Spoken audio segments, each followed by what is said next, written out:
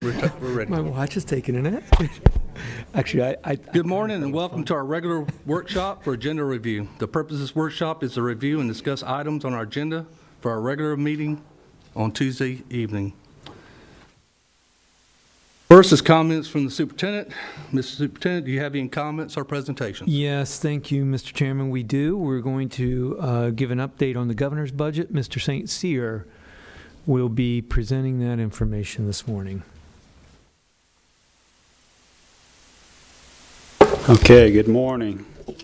We kind of talked to, I think Mr. Hamilton and Mr. Adams hit on this a little bit yesterday, so I wanted to give a brief update on the governor's situation, because that, once the legislature gets into it, it changes so much, as you know. Yes. But at least it'll give us an idea of what he's thinking and where he's trying to emphasize certain issues.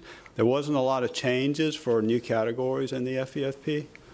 There were increases in certain allocations that we can... Excuse me, what sheet are you starting to work off? Or? I'll get ready to work off of, I'll have it on the PowerPoint on the screen here, but it'll be the governor's budget. Okay. But before I do that, and I don't have this on a PowerPoint, I have it at the end of this slide in a more summary form. Just take a look at this FTE for the current year. And what we're taking is a look at the October survey, just kind of annualizing it across the year and see where we think it'll be against projections, number one, for current year, and then over the prior year. So the first section is the FTE projections against the current October survey, annualized. And I want you to pay attention to the virtual category and the traditional category. All of the other categories are basically pass-throughs, meaning charter schools, the scholarships, and then we have the new school called Acceleration Academy, which is adding FTE, and it's around 150 unweighted right now. That program, evidently that program's going well. They started out slow and then they picked up students. But all of those students, I think they're all, if someone can correct me, these are students that were not in our system currently, but they wanted to come back and get a diploma. So that those we didn't lose any students to them. They're students that, for pure academic reasons, are coming back and get a diploma. But it does skew, I hate to say skew, but it does skew our FTE. Because the district traditional is not getting any benefit for those FTE, which is okay. We just have to understand that. We just have to understand that. Also what the scholarships. So let's just take a look at the virtual. Our October survey against the against the projected. You can see that the projections were way high on the virtual school, and that's kind of a holdover from all of that virtual learning that went on the prior year. And then if you go to the traditional schools, we're just a little bit ahead of projections, about 162. But you combine that with the virtual, we're still way down in our student population. So the total FTE out to the far right has increased for the district over projections, but that increase is made up mostly of the family scholarships. Where it says FES under scholarships, that's for family empowerment scholarships. Take a look at the October annualized, where over 1,700 of those scholarships, and we projected, based on actual data from prior year, about 642. So that's exploded. That was talked about yesterday. Yeah. Can I ask? Yes, sir. Where are most of these students? Which level are they? Elementary, middle, or high? I think Mr. McFarland's office can answer that if he's here. I don't know. I'm thinking elementary, but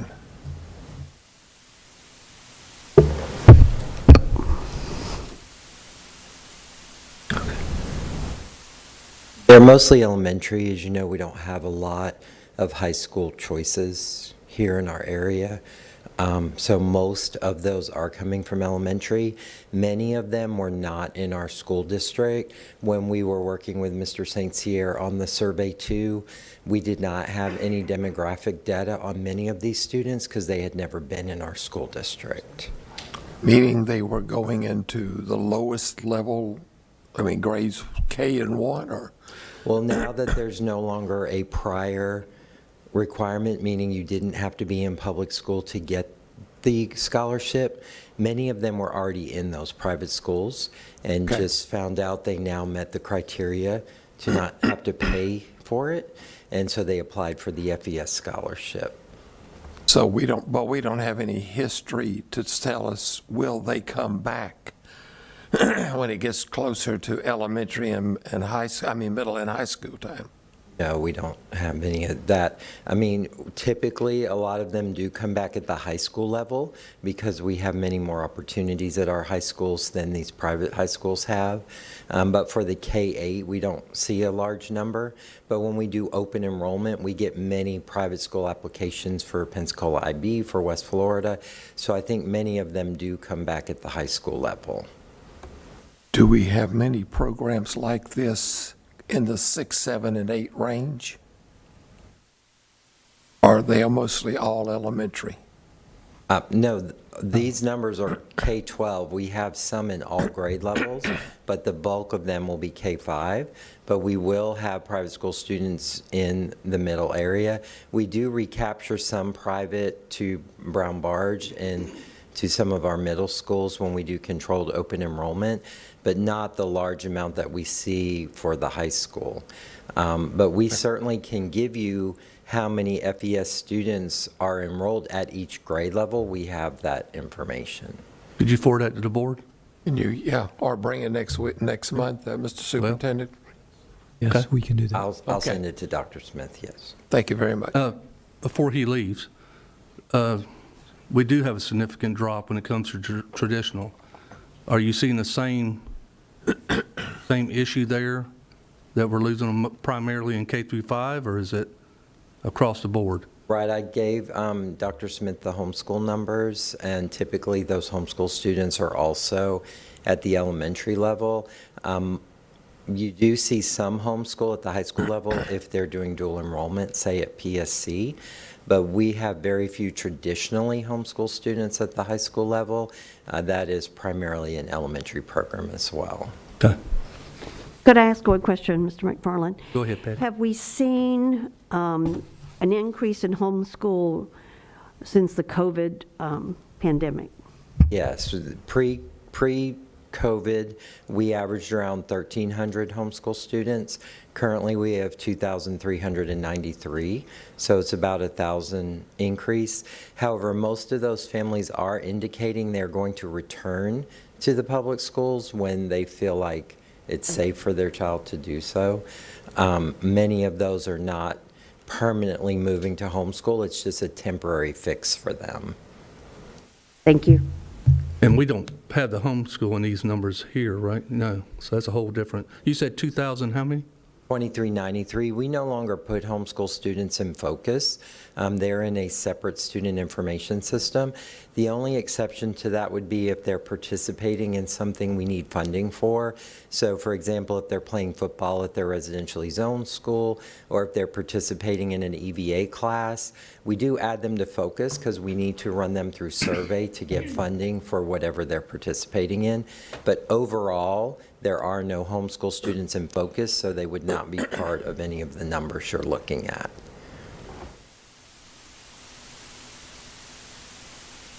Thank you. Okay, thank you, Chris. Okay, that's the projections. The second section of that is what's happening currently versus prior year. And the same situation, and the totals out to the far right, we're over by about 865 from the annualized survey 2 from prior year. It's all made up of the Family Empowerment Scholarship increases. Okay, if you'll take a look at the traditional and the virtual columns, both of those are negative. So we're not growing, we're actually flat or going back the other way. The scholarships making us look like we're increasing. And when the revenue comes through the FEFP, that's just a total pass-through. It really pulls out before it gets to us. It shows up in the calculation, and then further down, it'll come as it'll show a negative for family empowerment and for McKay. So those never get to us. The state pulls it out. It shows up, then there's a negative column from as an adjustment to the FEFP. So does the state send that money to the private schools directly? It goes, I guess that's how it directly goes to the private schools. I think that's how it works. I don't think it goes to the parent directly. I think it goes to the school. And you know how McKay works. Right. So, okay, any questions on the FTE? Board, any additional questions? Superintendent, any comment on this issue? You? Oh, you do? Okay. I'm sorry. Paul? Are we still doing stuff to recover students? You know, at one point there was the idea that we had students who left because of COVID. They didn't go anywhere, and we still had large numbers. And to my kind of general calculation, it looks like we would still be, even with these numbers here, at least 1,000 students down somewhere.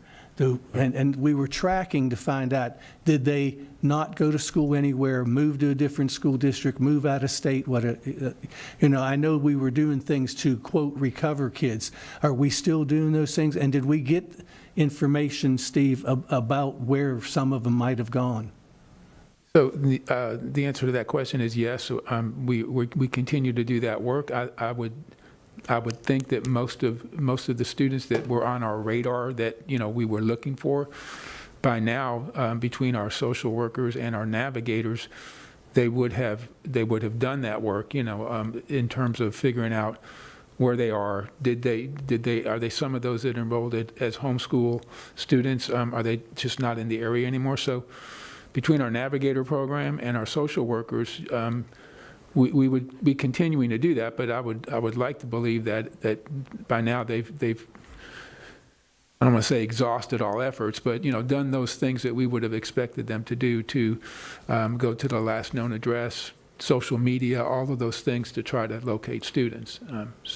And I'm cognizant that this is the time of year that begins the Christmas rush with staffing, projections, getting ready for next year, closing this one out. I don't want to put any burden on anyone, but at some point there could be some type of report to say, these are the ones who are our initial MIAs, and we know that these went here, these are here, these are there. These are the ones that are still unaccounted for. If there was some way to do that, I don't know if it's within the system's ability to do that, or using those social workers and navigators to gather that. Again, that's not pressing, so it should be at the bottom of the pile. It's informational, but it's not critical. If you recall, it is a direct project carved Yes, out of ESSER 2 Yeah. for Well, then someone should have already collected that information and have it somewhere. We would have been collecting that data as the work is being done, so I've made a note, and I'll reach out to Dr. Joyner, and we'll Thank work on you. getting some information on that. those contracts Steve was talking about are charged to that ESSER 2 project. I think it's a couple million. I can't remember the total on that carve out on ESSER 2, but we've talked about that in here. However they do it, it is being done because we're paying for it. So it is being done. I appreciate Terry bringing this to us this morning, because that's one of the reasons I brought it up yesterday, because we're going to wait and see what the legislators do, but it wouldn't surprise me if this program keeps growing. Okay, I don't see it going down.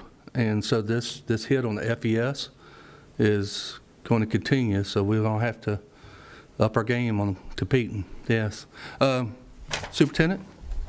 Yeah, no, Mr. St. Cyr, thanks for these numbers and presenting them this morning. I too am concerned with the FES increase. Not surprised at all, but concerned. And Mr. Chairman, I think you're right. I think it's going to continue as people are given more financial opportunities from the state. I think it's going to grow.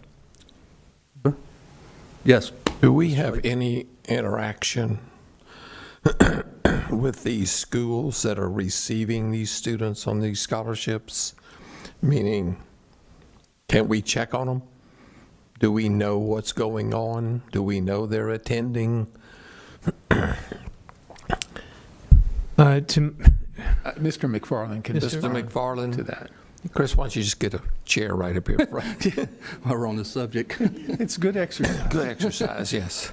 So the answer is no. They are private school students, and the private school deals directly with the Florida Department of Education. We have a regional rep, and that is their point of contact.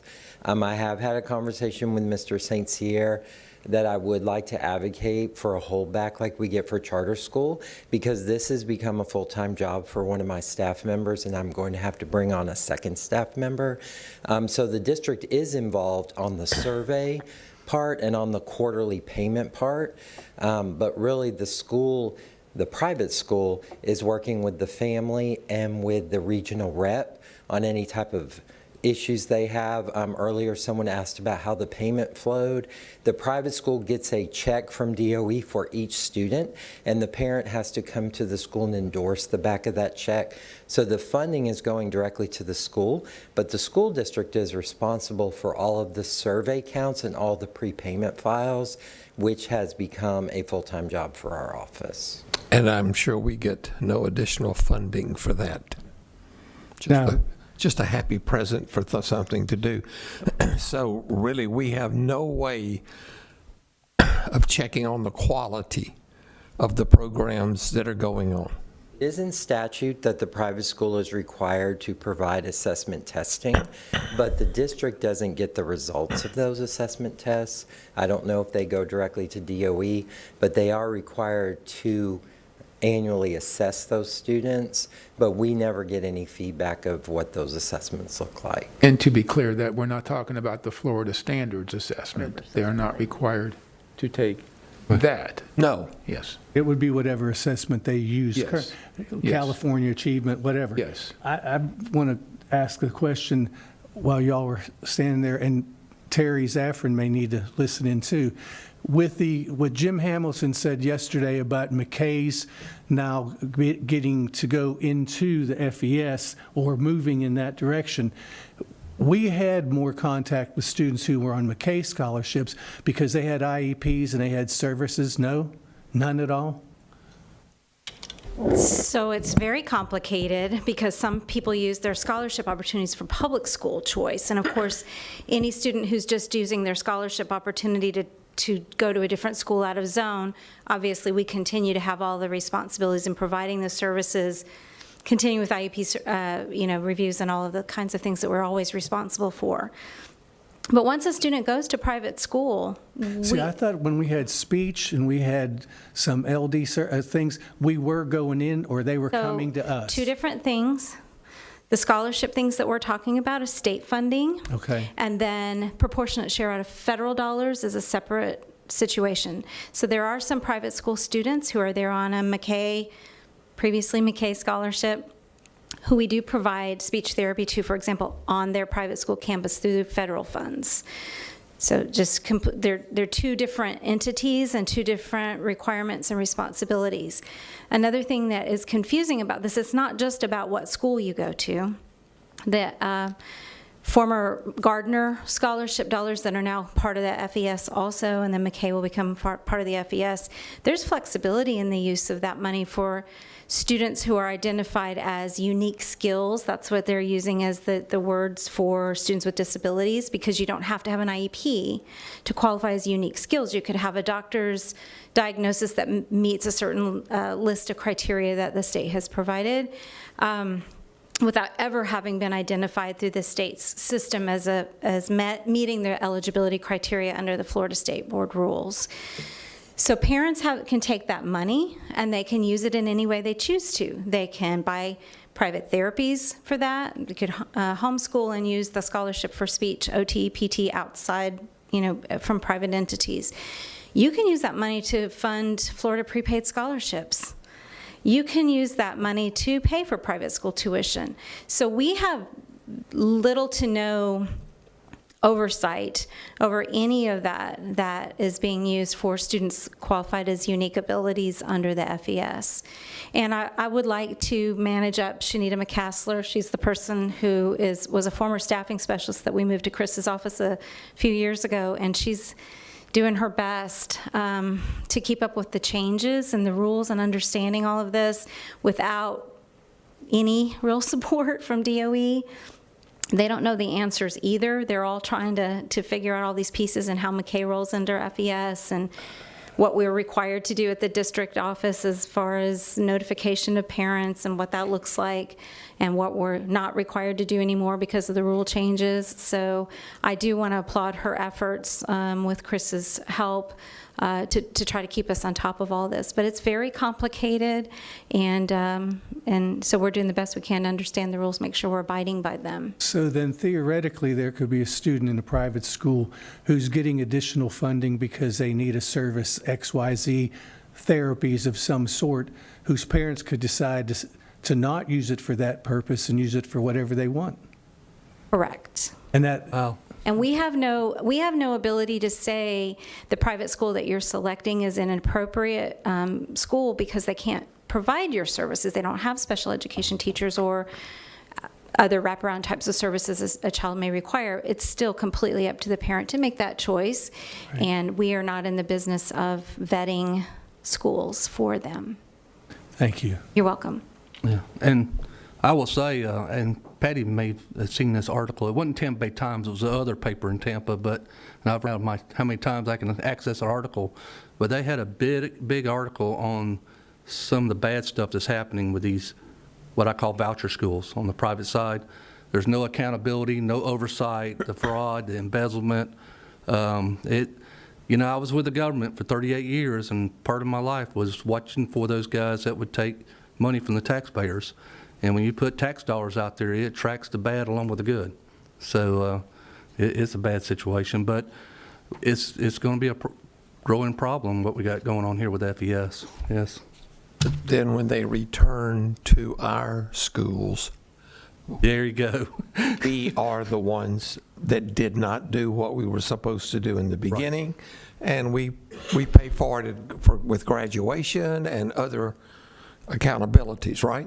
Yes. And you all were asking about numbers and tracking it. It's such a constant moving target because most often the children do go to private school. They leave us because someone becomes concerned or upset about something. They go to a private school that sometimes promises things that they don't always have the ability to deliver, and then the children come right back to us. So the numbers aren't really truly reflective of who we have and who we don't, because it's just a revolving door in many cases. And exactly to Mr. Slayton's point, sometimes the schools that parents choose do a beautiful job and everything's wonderful and the children really thrive and succeed. And sometimes now they've gone without services for a very long period of time, and they come back to us even further behind and with more needs than they left with in some cases. Thank you. Any other questions on this topic? Well, there are lots of questions, but there are no answers. Sorry. Wow. Okay. Okay, anything else on the FTE before we move? All that good news you gave us? No. Yeah. Yes. Well, we'll be forecasting for 2023 this month. Our forecast is driven by data, historical data, and then future outlook, and all that's on a website, DOE's website, and their software, and we work through that. And we have options to use, but most of that is driven by the website data. So we'll see how that comes out. And I say that because on this governor's budget, I'll get to in just a second, his governor's budget projects for us, and it's not the real projections. We know that, he knows that. But it's a lot more than what we think it's going to be. So I'll just show you that in just a second. The next page that I gave you was this legal revenue. This is a revenue worksheet for the FEFP. You see this every time we do it. I've just highlighted some changes. I probably won't go over that unless you want to, because I'm going to get into a few of those categorical changes and all that in a few minutes. But I've got most of that on this PowerPoint. But this is the detail of the revenue. The revenue, the governor's budget, is based on comparison to the second FEFP calculation, which we're working in now. Second FEFP calculation is driven by projections. Third calculation is due any day, probably today. We'll get to the third. Third then changes the calculation based on the actual survey 1 and 2. So, and then projecting out surveys 3 and 4 in the current year.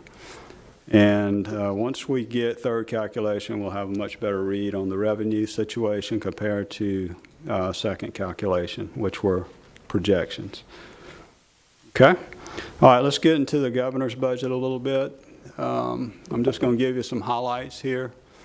The first slide is the actual FTE that's projected for the governor's budget by DOE and against our current second calculation in 2022. So unweighted FTE, the actual second calculation in 2022 annualizes to 38,674.49. That was our projections for the current year, 38,674.49. Governor's recommendation is about almost 1,500 above that, and we don't think that's going to be the case. So we think these numbers are going to be skewed that I'm about to give you, but I'm going to show you a flat comparison after this slide. Base student allocation is the increase of 124.25 on the base student allocation. So it goes from the current year 4372.91, it goes to his budget goes to 4497.16, $124.25 increase. And then taking the district cost differential, that will change, but based on the analysis, we're just using the same one, 0.9746. That gets us to the base FEFP. This is the amount of base FEFP dollars before you start throwing in the categoricals and all the other add-ons. So base FEFP for the governor's budget compared to the second calculation is an increase of almost 12.2 million, which is 6.7% increase over the current year. Okay, so let's look at that same slide with a flat FTE. Here's a flat FTE.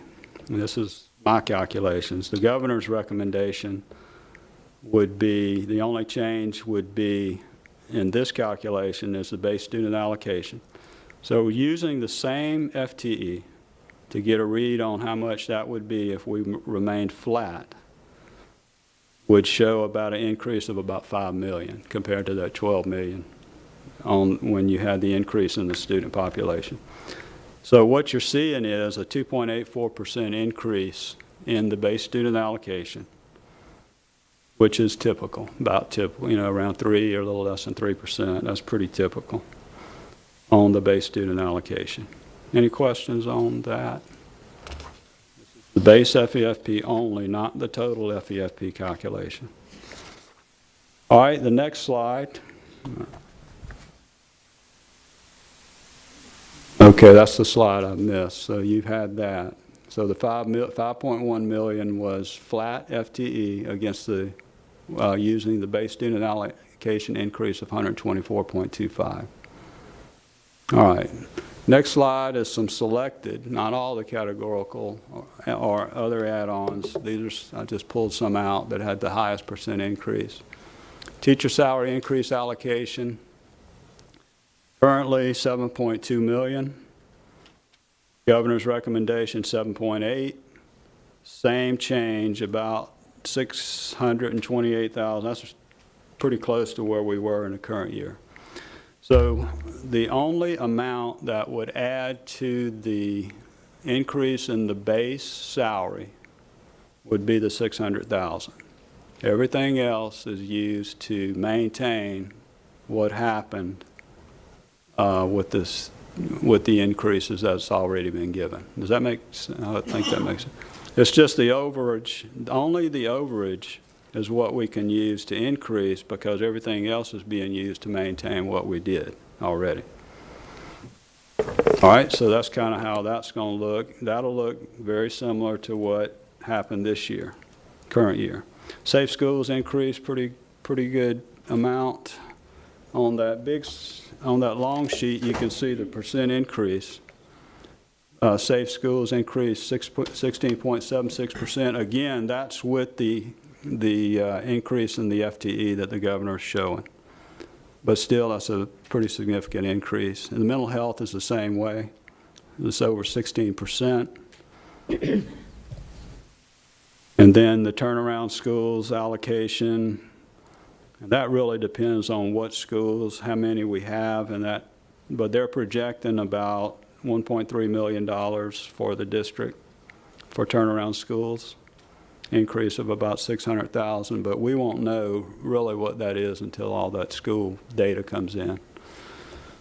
Funding compression supplement, that is a supplement that helps districts that do not meet the state average in the FEFP per pupil calculation.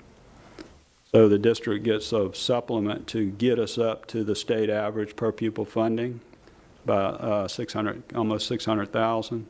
Instructional materials increase. That increases also significantly with the student population, about 400,000. That's about 13% increase on that. So those are just a few selected categoricals that the governor's focusing on, it looks like.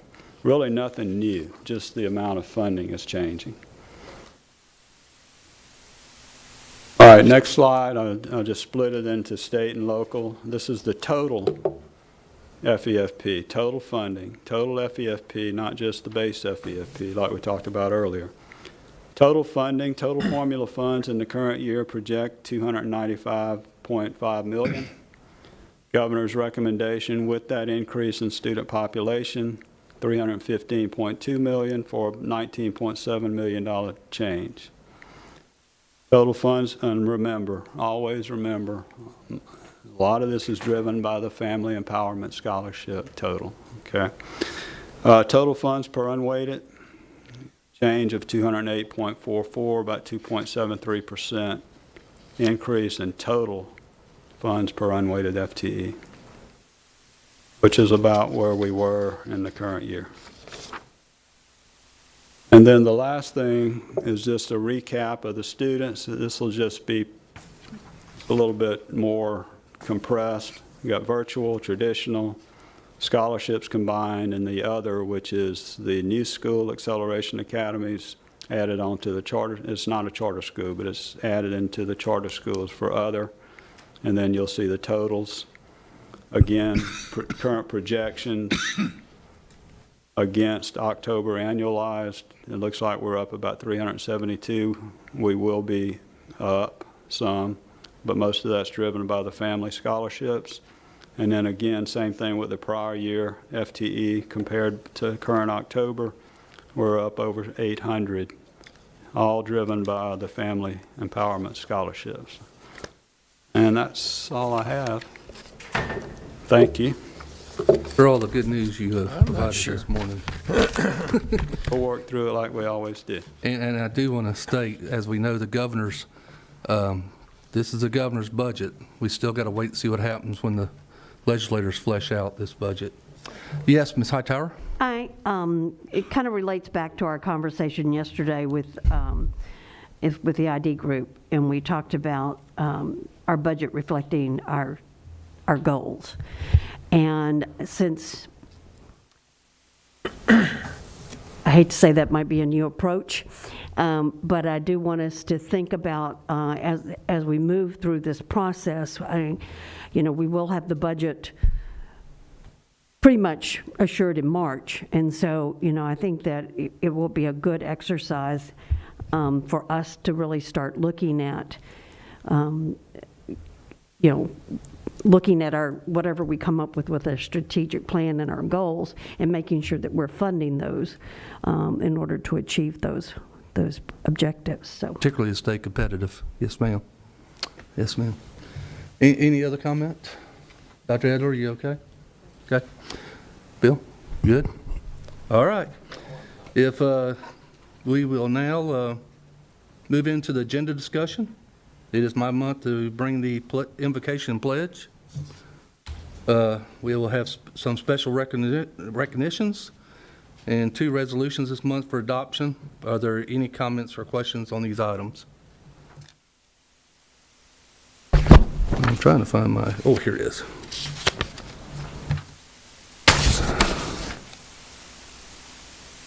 Okay, next is minutes. Questions or comments on the minutes?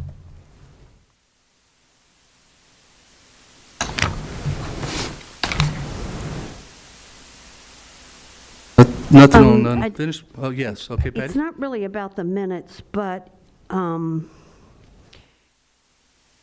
as we move into the board doc arena, when I was reading the minutes of the regular meeting, when I got to the part about the 5-year plan, because we had put it as part of the consent agenda and then pulled it, it was confusing in the way it's done. And so I would like to ask if we could, in the future, be sure that anything that is going to have public input not be put on the consent agenda, that we either create an area for public hearings or something so that, you know, it's not going to be necessary for us to pull it for public input. We pull for other reasons. And I just wondered if that's a capability that we can have. But I just think it would make it easier for not only Mr. Weiss, but for the public to understand that there will be an opportunity for them to speak on this particular item.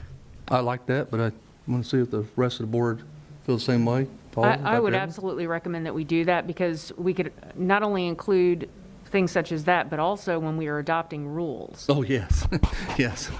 Anything that would take a public hearing afterwards, yes, or public comment. I just feel like sometimes,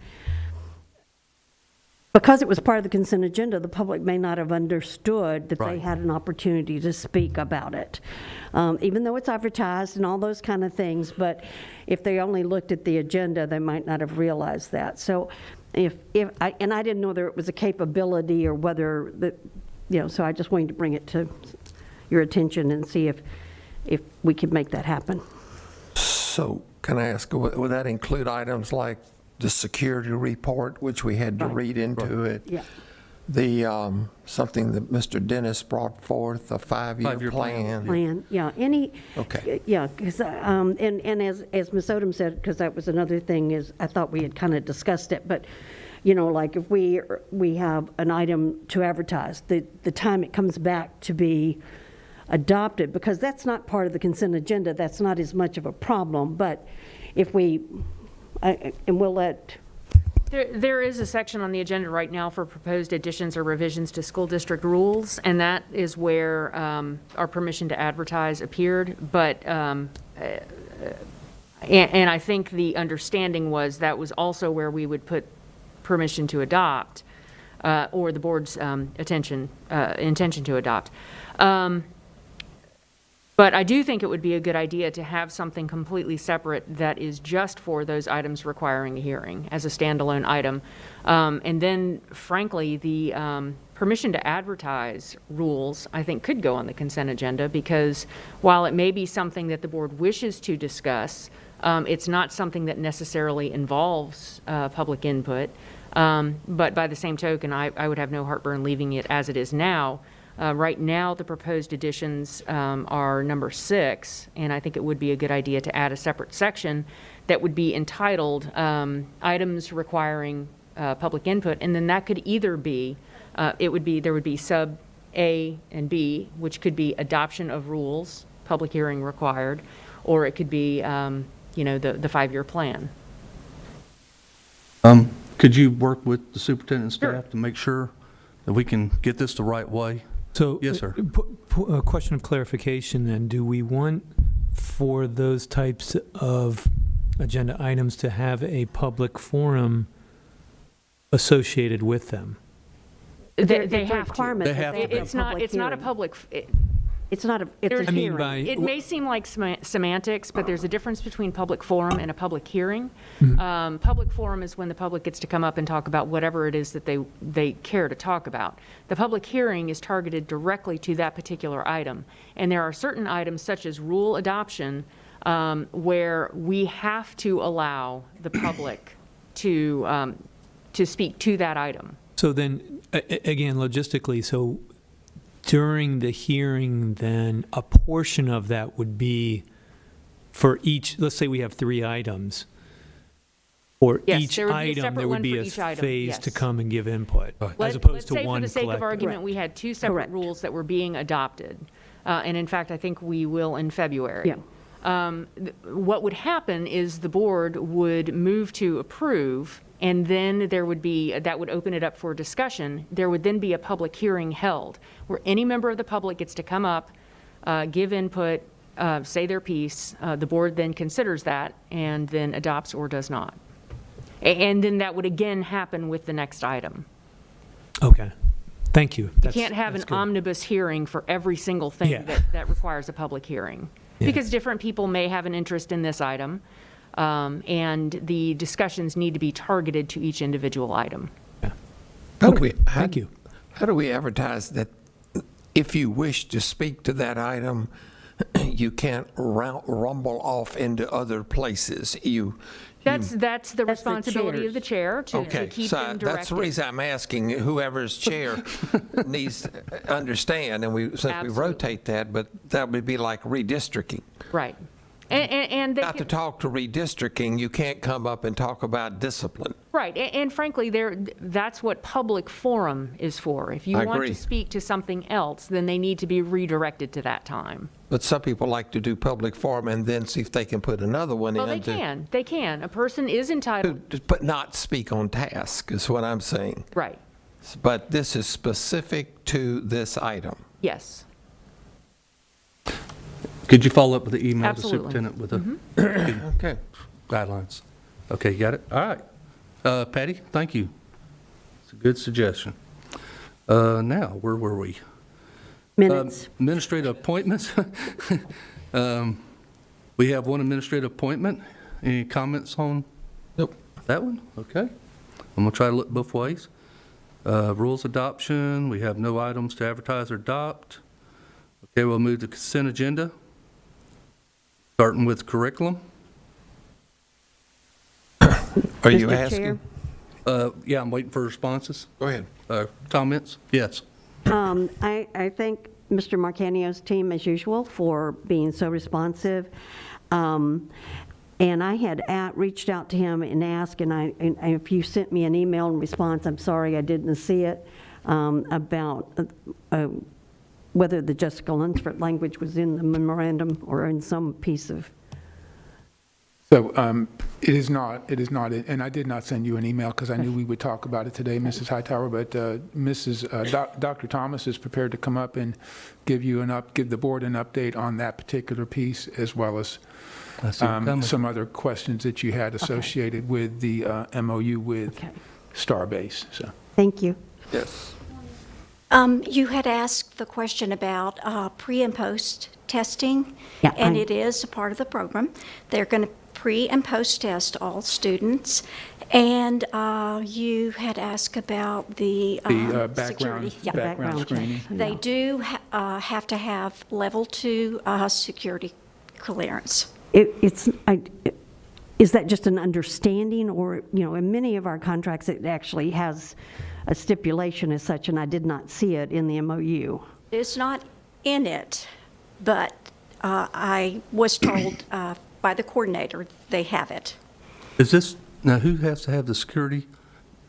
Can I ask my attorney about that? It's a level background It's a screen. NACI, right? Pardon? It's what we call a NACI. It's my understanding that in order for on their side, in order for the people to administer the services under the program, it's a Navy requirement that they meet those requirements. So not the I students, just but noticed it wasn't there, and so I was concerned. instructors? Okay. Yeah, we're talking about level 2 background screening Yeah. for the teachers that they have hired that will be essentially teaching our students when they go out to the program. That's what which is the same screening that we require every time we bring someone on Well, board if it's someone. the way it was when I was with the Department of Defense, you better start very early in the process to try to get that done, because it takes a while. The level 2 background screening is not, it's. Okay, it's probably it's not up the to same what I'm kind of thinking about.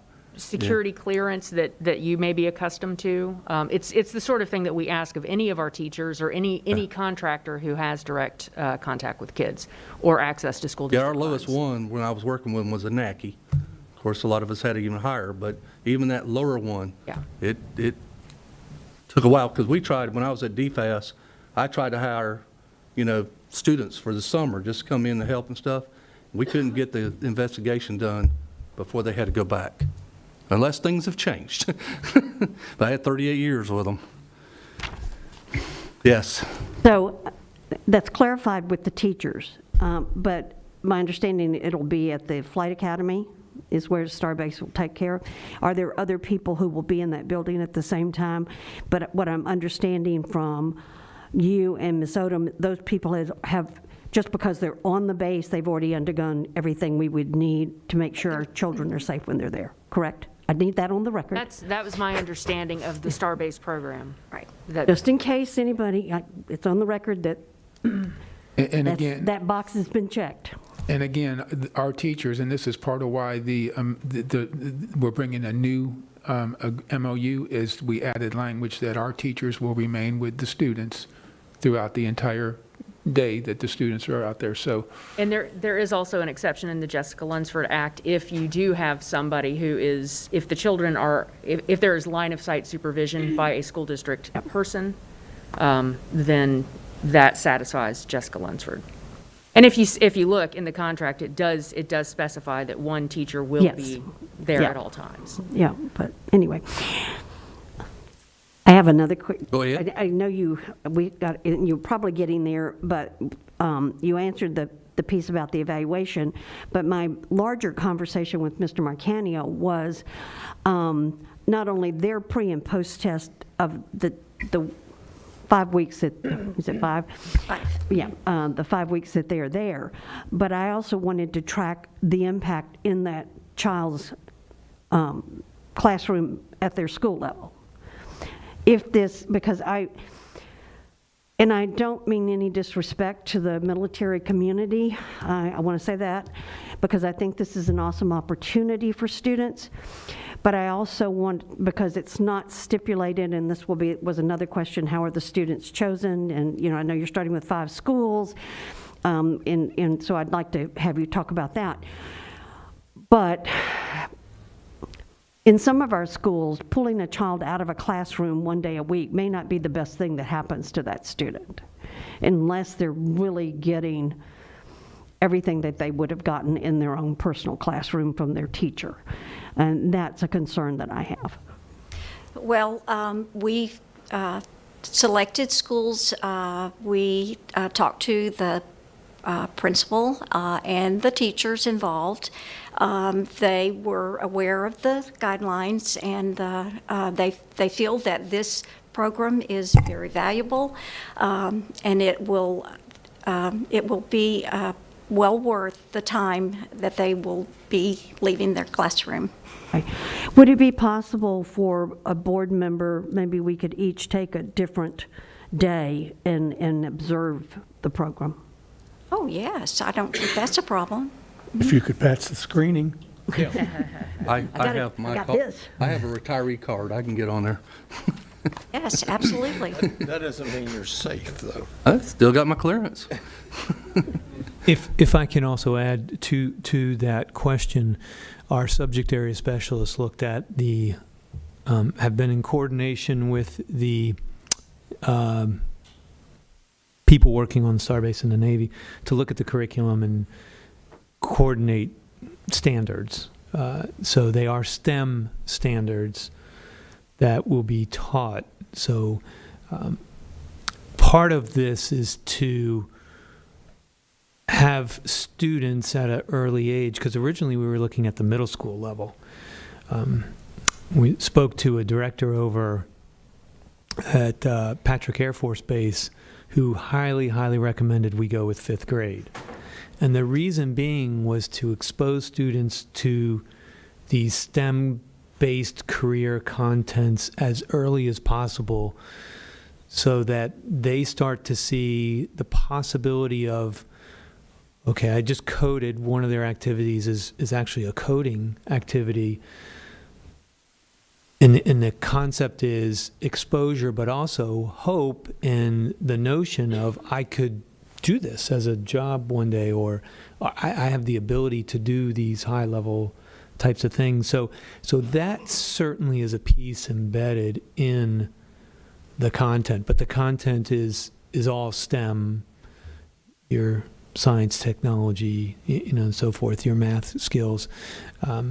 That piece was worked on by our subject area specialists. So certainly hitting some of our key content areas, not all, but some. Patty, to your point that you were making about a visit, I wouldn't mind if we all could take a visit if you want to. If somebody wants to participate, and we go and tour the facility and see the program, that way you Advertise it if we all went together. I would definitely recommend that you not do it all together. Right. Well, if we advertise, we can't. No, because how is the public going to have the ability, if presence on the base is restricted, the public will have no ability to be present. Yeah. We'll go in each week is fine. Okay. All right. Dr. Thomas, there's confusion in my mind because I thought we were doing a program that was similar to the old Starbase Atlantis, where the class went, the instructors from NAS sent curriculum that was done pre-going to the base, and then there's curriculum for post. So it wasn't just, one shot here or there, but it was tied to what happened in that teacher's classroom prior to the visit to the base, and then after, to make sure it all went, and to reinforce what happened at Starbase Atlantis to what was happening in STEM areas in the classroom. That will continue to happen. They want it to be an extension of the curriculum, Right. and it is standards-based. So Okay. that will continue to happen. So the classroom teacher from the elementary school will have materials that they will do prior to the visit on base, and then activities to do post-visit so that it still ties together. That is correct. And I did observe that when we had it previously. I spent a day out there. It was awesome. The schools are very excited about the program. They didn't hesitate to say yes. Bill? I want to say I'm jealous because I never had this opportunity. I think it's great. Kids at this particular age especially, to get this type of attention, it's kind of one of those activities that they will never forget. And we'll talk about that the rest of their education and probably their lives of when they spent this time doing this. It's special.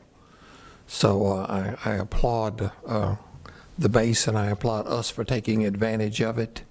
And I'm signing up for my trip. Just let me know when I can go. Thank you. Same with me. And Elizabeth, you coordinate with the board members that want to go. Mr. Adams, I Yes. have one more question. Because of our transportation issues, how are we arranging to be able to go and come back and not impact the transportation of the other children in our district? They will arrive at NAS via charter bus, and they are going to be picked up and taken home with school district buses. Would the day be a normal, each of our elementary schools start at different times? Right. So, Yes, okay. we have worked that out. Okay. The buses, the charter buses are prepared to arrive in time for them to go to Starbase, and then they will arrive back at the base to bring the students home, and it's within the schedule. But our buses will pick them up from the base to go back, and they'll go back to their school in time for their school's dismissal. to be clear. They're coming from very different, 5 different schools at a time? Or are they all from one school for this week, another school the next week, or? Yes, we had to alter the schedule somewhat last night because they don't have teachers from Starbase yet. So we are going to have 2 schools. One school will go Monday and Tuesday, and then another school will go Wednesday and Thursday, depending on the size of the 5th grade class. Okay. Okay, and so you don't foresee a problem getting these charter buses, or? Dr. Thomas has been working on that. Yeah. Right, no. Okay, 'cause it's she has high demand. assured me. Okay. Right. And I just want to commend Dr. Thomas and Ms. Farish, because again, as you heard, they just learned yesterday that, because they're supposed to have, if they're fully staffed, they would have 3 teachers, right? We just learned that they're not fully staffed, so go figure, just like we are, everybody's looking for employees, but, so they have had to alter the schedule based on the staffing that they do have, which is our understanding is 2 teachers. Now, that may change, but again, it's been a lot of coordination and work on their part. Well, it's a great program. Let's hope they Right. get their staffing, so. Thank you, Dr. Thomas. Appreciate it. Thank you. Okay, any other comments? Can we move on? Okay.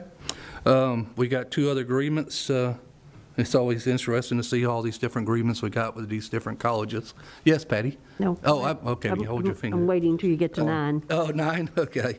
The number 9, okay, we got a memorandum of understanding with the DOE.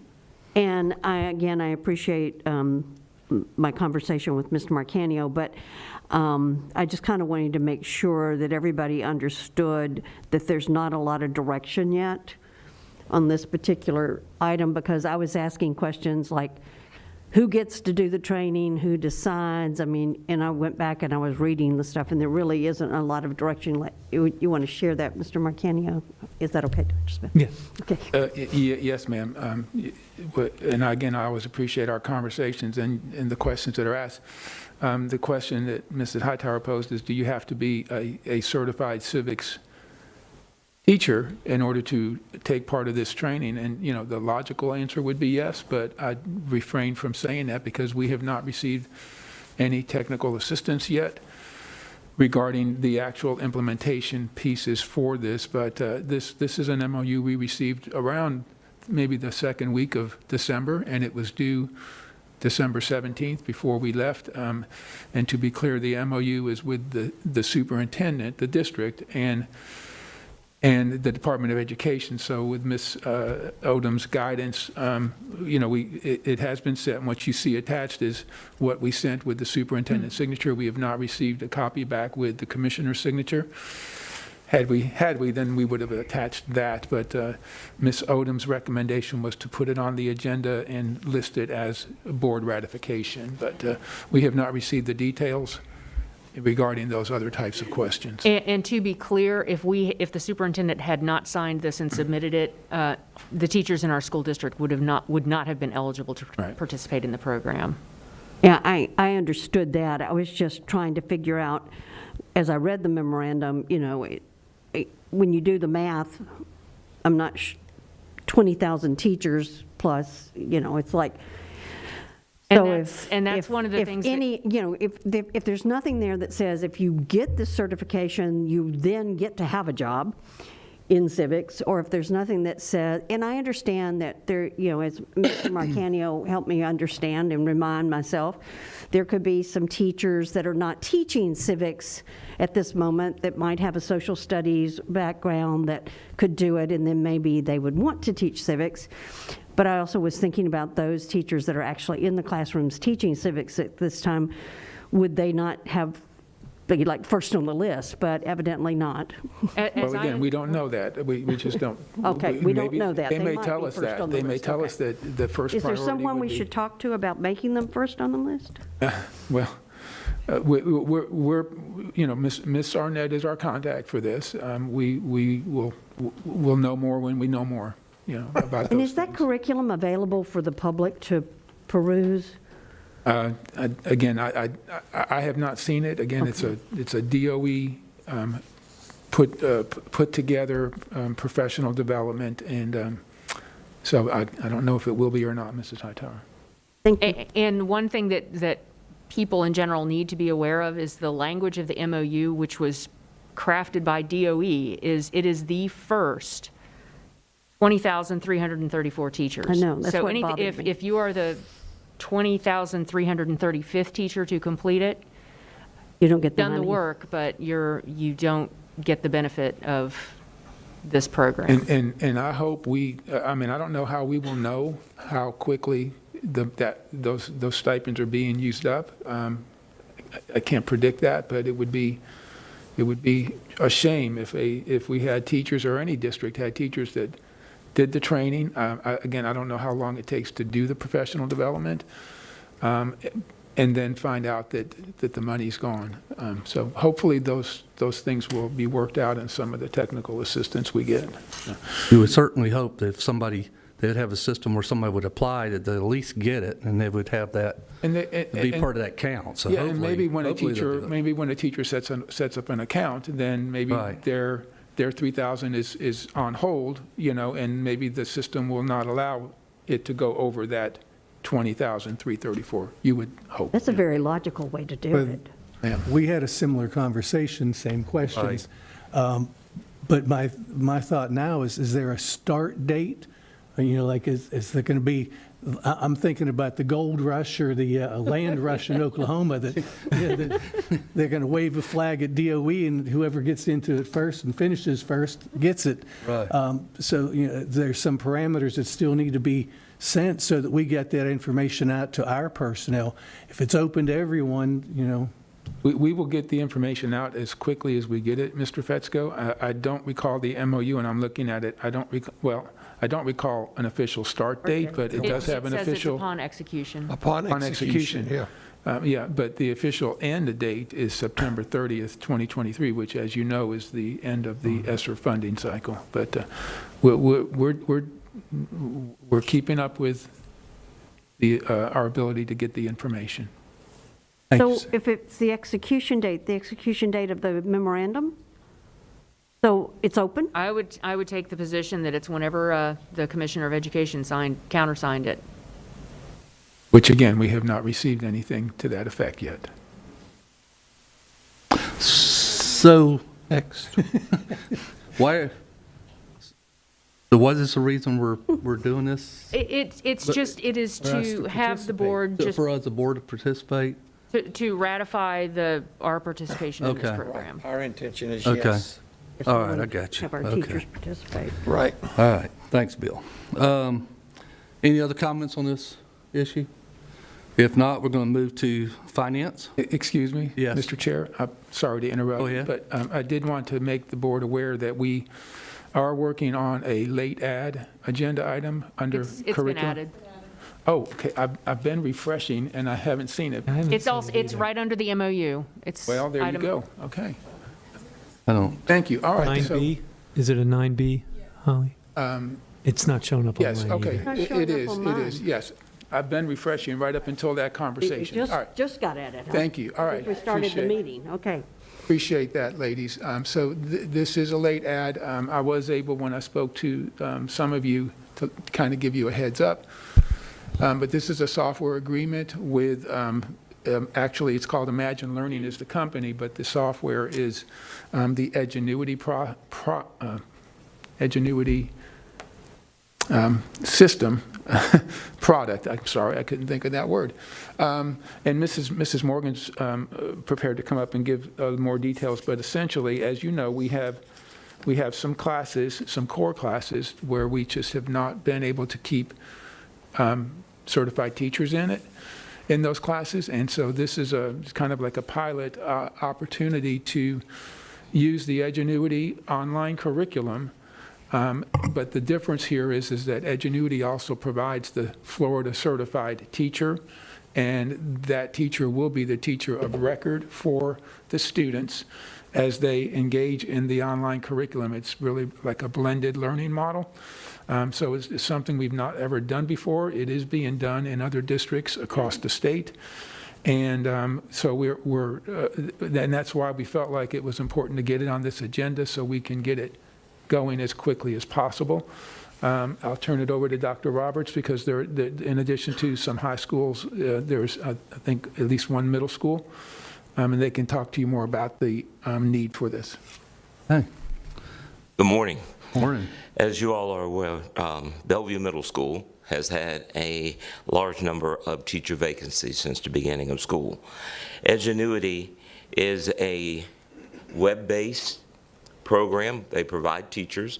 The instruction is virtual. There are videos. At Bellevue, we have 600 students that, through English, math, and science, they offer teachers that provide instructions virtually in all of the core areas. Bellevue has a need for multiple math, multiple English, multiple social studies. So Bellevue is the middle school that we have selected where we would like to employ Edgenuity at to help those kids get the instructions that they so desperately need and deserve. Ms. Morgan is going to share with you, there are 1,200 kids, 600 at middle school and approximately 600 at the high school level that would benefit from this. We've been looking at anything we could to fill these vacancies, especially in the core areas where they're the tested areas, but all areas are important. And I want to give a shout out to HR because they have, I know Mr. Leonard is tired of me calling, begging for things, and he's always been helpful, and they have worked it in every way they can, but we still have these critical shortages, as you know, and that's not getting better. So early in the school year, many of you know, we've implemented Edgenuity as credit recovery at several schools. And the curriculum, the feedback from the schools, and Dawn Gibbs especially, with the students she serves, she said it's phenomenal. She's really pleased with it. So as and our goal is to implement that in all schools next year, but as we work with that, and we've been working with Edgenuity, and we learned that they have another program using that same curriculum where they can provide the teachers. So that's when we started checking into it, and we've been talking about it all year and hoping that we would get our positions filled. And we fill them, and then other vacancies, and it's just constant turnover, and then some we haven't been able to fill at all. So we have to do something. So this is the next best thing. Mr. Marcanio mentioned it's online learning, blended environment.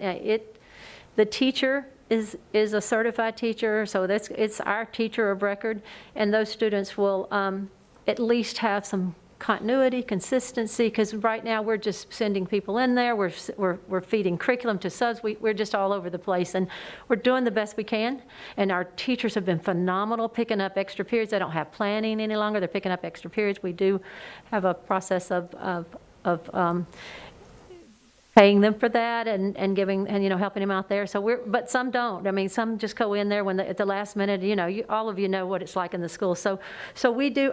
So we just felt like Dr. Roberts and I talked, and we said we can't keep talking about it. We need to move forward with seeing if this is going to work. So this is really a pilot in the 4 schools. So ESCAMBIA, PHS, and Pine Forest for high school. It's biology and algebra. And the last posting at PHS just recently, 0 applicants. 0 applicants. So now we're not getting applicants. We were getting some now. So we knew we had to move forward. So we're trying this. The urgency is that second semester has started. We need to be moving on this. These students are going to be tested. All this is happening, and they have a right to have a good education, and we're working as hard as we can to do that. It's no one's fault. It's just the world we live in right now. So as he said, 600 students. Now, we know, using the curriculum in our credit recovery, that it's good. It's better than what we've had for credit recovery. So we're really excited about that good content. But it's also Edgenuity is an approved virtual provider. And you don't get on that list without being vetted, and it's tough. So that in itself says that it has to have met, meaning it meets the standards, and a very rigorous process. So that's good too. So the fact that our schools are telling us they're using it is great. It's on that list. Now we're moving forward with their teachers.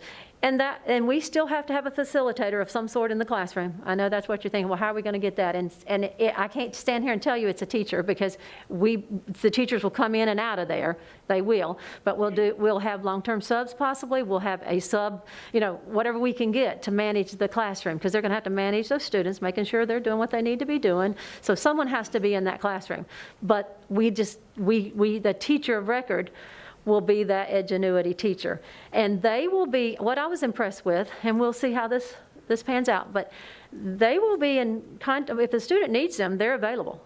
I mean, they will be in contact with them, and they also have tutoring services, so that teacher will be watching the students' grades and as they complete assignments, if they look like they're struggling, and then they're going to provide some extra support. So, and the parents can be a part of that as well. So, that's where we are. We're trying this, and we don't know exactly how it'll work until we implement. But everything we've heard, and I did know that when I called them in the fall, when I called Edgenuity and asked about the program, they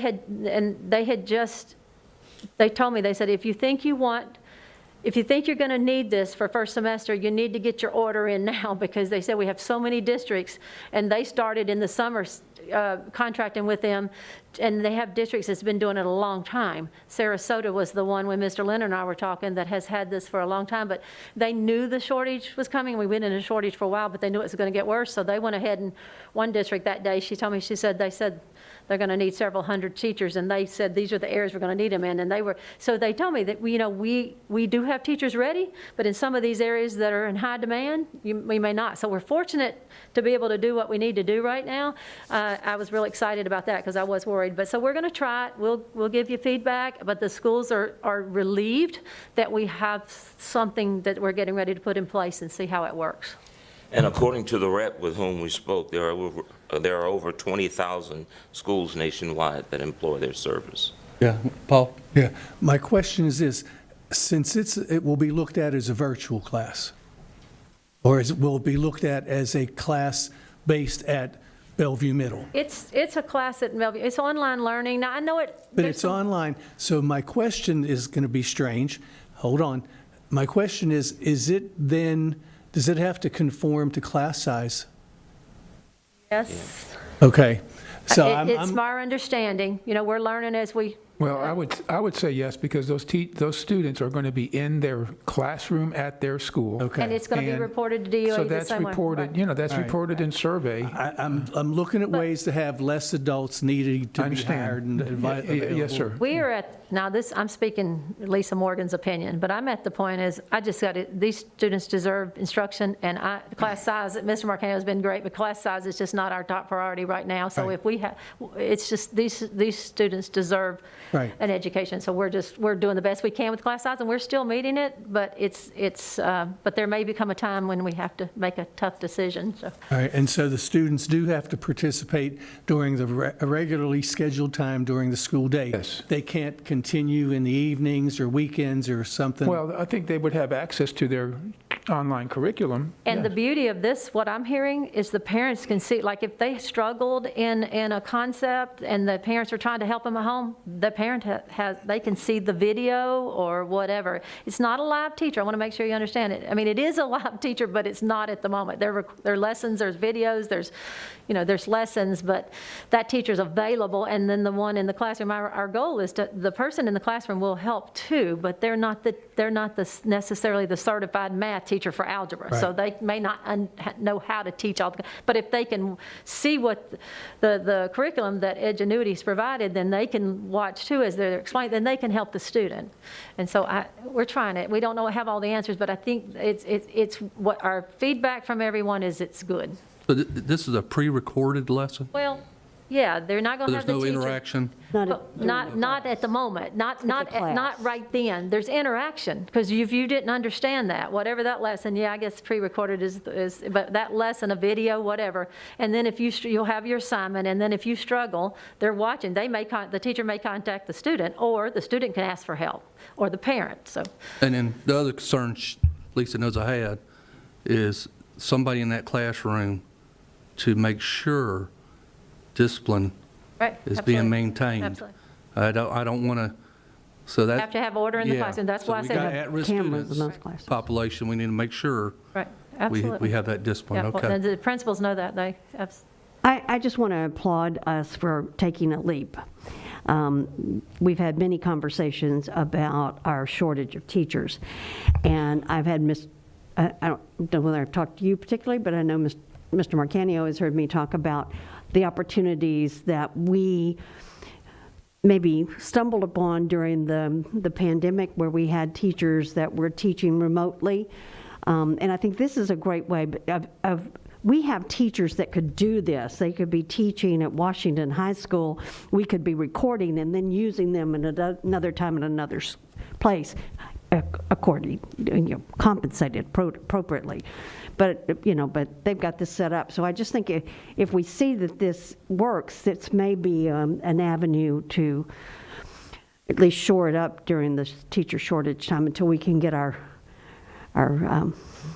incentives going to get people to come here. And I'm glad you circled back to compensating, because when I said that a while ago, now if a teacher's willing to pick up an extra period during their planning and teach, then we're able to compensate. What I'd love to do, and I have to say this, Mr. Marcanio may run me out of the room in a minute, but I won't. I'm sorry, Mr. Marcanio. He's so awesome, and he does support us, but we need to do something right now with all with when you walk in, and that day I'm sending them to a class because we don't have a sub right now. We're so desperate there, and I don't know what the answer to that is, but somehow we need to, they're so worn out and stressed and tired, those that are hanging in there with us. I wish there's a way we can, and we're talking about that, but I wanted to make sure people understand we are compensating for them.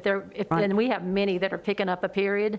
Right. That's all they can pick up because they teach 6 of 7, so they're picking up that extra, losing their planning, but we are compensating But then them. we allow them to earn an extra hour of pay after the school day for their planning. So we have that process in place. So anyway, but thank you, Ms. Morgan, Dr. Roberts. How quickly can we get this going? So I have communicated to the superintendent. I would love, and we'll prepare to have this signed at the table Tuesday evening. And then it should get going pretty quickly after that. And I would also like to make sure that I want to manage up Anya Klingensmith, because she has worked diligently with us and the vendor to make this a priority for her to get this to you today. And because none of us can predict the future, how quickly can we expand it if needed? Well, the Ingenuity's been great working with us. Whatever we need, they're willing. Now, we have the contract right now that limits us to this. Right.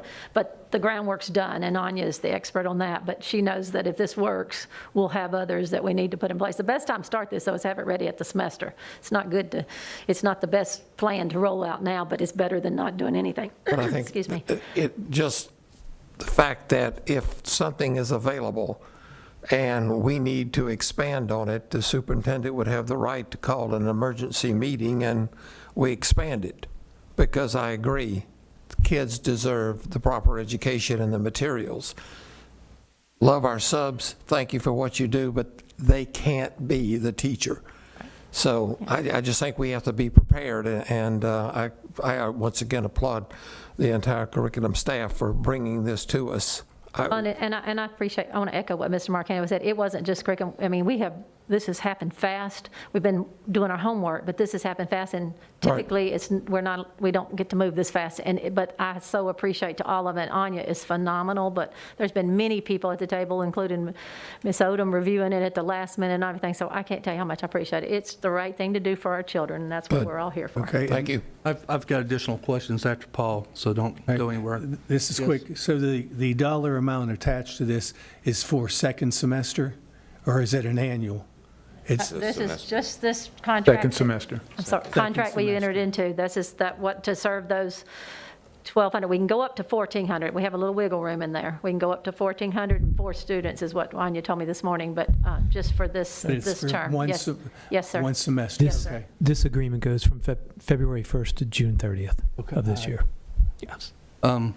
Testing, how would that be handled? Would you be bringing somebody into the class? If you got a, The schools will manage that with the Manage people it? that can manage it, absolutely, because if that, depending on who's in there, whoever's in there, the facilitator, it might be someone that can administer testing, but not everyone can, you're right, so they'll manage that. They'll have people all hands on deck, because they're already prepared to test those students, and they'll have that testing calendar. It gets crazy, but they manage it very well. and I agree we need to do something, but it needs to be something that works. So Right, I'll be absolutely. interested in the results Me of too, yes. this little pilot. I have one additional question, because I just now looked at the document, because I haven't seen it before. Under Article 1, under products, there's a statement that says, "A district select to provide their own certified instructors to serve as the teachers of record, use contractors, state certified instructors, or use a combination of both." So as I read that, that would seem that we could move forward with having some of our teachers as those people providing the instructions in other areas.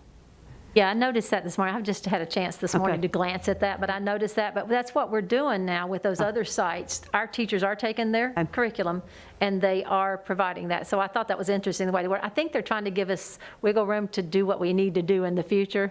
Anya's really good at that, so she's the one that could answer that better. But yes, ma'am, we do. That's what we're doing in those other sites at Warrington, ESCAMBIA, and I think those are the two. DHS. Oh, Success, yeah, Success. So those are the 3 areas we started the year with. All right, All thank right, you. this may sound like another strange question, but with this in mind, will their teachers have to be, they're not out of field, so they don't have to go through that, but do we have to do something to approve them as being our teachers? Sir, we have been working with HR, and we've got a process to onboard them the way, so that we can effectively report them in survey as the teacher of record. So HR's been at the table working with us on all that. Thank you, sir.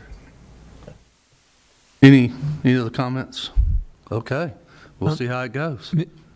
Yep, yes, sir. Mr. Chairman, if I may add, I just want to, just for a little point of reference, when I was a high school principal, had Edgenuity in place as a credit recovery, was a difference maker. The program worked very well, had it going all day long, from the first bell to the last bell. Media specialist would utilize it after school, take students under her wing, and we were able to move a lot of students across the finish line for graduation as a result of that credit recovery. So this is a little new wrinkle on their work, an additional phase. And the critical piece here that is so valuable is that teacher of record. Because what we kind of had to navigate when I was at the high school was, how do we have a certified teacher? And we had kids taking different subjects. So that was something that could be a little complicated to navigate. Them providing the teacher of record, the certified teacher, is a game changer. That is an enormous step forward, because that is our struggle, is finding the certified teachers that are needed. So providing this vehicle, going to be very exciting to see how it manifests itself in student learning, in student gains. And so very excited about this, and I want to thank our team for all the hard work put in and the sense of urgency, because we absolutely have a pressing need out there. So excited about this, and we will see how it progresses. I think it's going to launch from a pretty solid structure. All right. Awesome. Everybody else? Thank y'all. We're good? All right, thank you. All right, we'll move to finance. Moving down to, Only one thing I'd like to congratulate George Stone Technical Center on the acquisition of, what was it, 100+ computers? 105 new Dell computers. Having been there, I know how valuable that is for that entire program. And that's fabulous to see that happening out there. Okay, we'll move to finance budgeting. And of course, Bill's already talked about the Dell computers and the finance purchasing.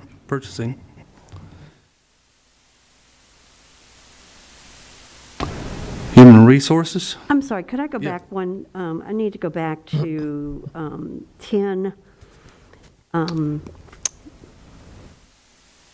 C.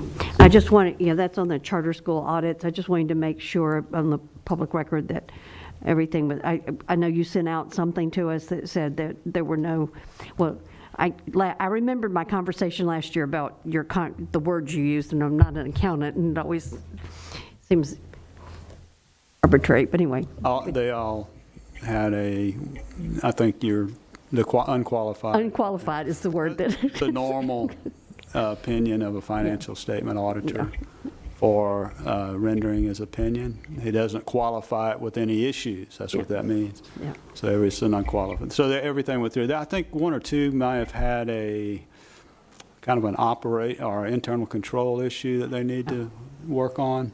But that's typically because they don't have enough staff. They can't separate. We run into that same problem in the district, right? Yes, ma'am. Thank you. I just wanted to make sure people knew we looked. Okay, we're in human resources. Appointments, transfers, out of field, resignation, retirements. Leave of absence. Mr. Leonard, do we have an idea of how many we're short now overall in teachers and that kind of stuff? Or Yeah, I think last month when I talked to you it was 78. We've hired a few. We've had a few quit. So when I checked yesterday, we were at 74. for teachers? And I think I've heard a little bit of good news on the bus drivers. I think we're kind of at least holding our own now with the Getting a few here and there and just holding our own really is good news. Yeah, it is good news. Yeah, we're dropping pretty good. So hopefully some things this board did. And the cafeteria workers, I guess, the same way, right? A lot of people helping out in our cafeterias. In our own office, we have some people out there today. Yeah. So you're talking about everybody pulling together to do the things that they need to do. It's occurring.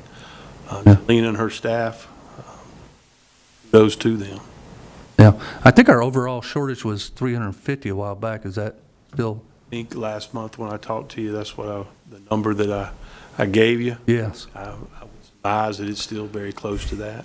Okay. I'll echo what Mr. Leonard said about the food service. We have finance staff that work in the AP department with the food service accounting that help out at the schools. They are hurting at the schools for food service workers. Yeah. I think we got parents too that has come in and volunteered. We have volunteers, yes, sir. They hand out. Yes, Patty? I wanted to say thank you to the HR and their staff because it has been a year. But I want to, because of the directives we've been given from the state, do we have anything that we can do? Okay.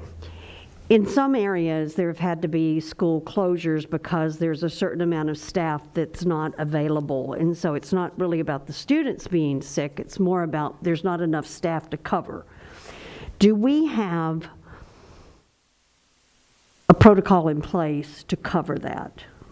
If you have a certain number of staff members that are not available due to illness and absence. Tipping point. Yes, what's a tipping point? And would we be allowed to do that? So with that, we would not be able to go to a remote platform because that is not authorized. Although, Mr. Marcanio, he and I we had conversation about this recently. I don't know if you were able to find out anything from the state. No, sir, I have not inquired as of yet, but we did discuss this the other day because of exactly why you're asking. And, as we told you, every district was required to create an updated instructional continuity plan, which we did, and ours has been approved by the state. When we went to that training, the one thing that was not covered, although it was brought up, was exactly this.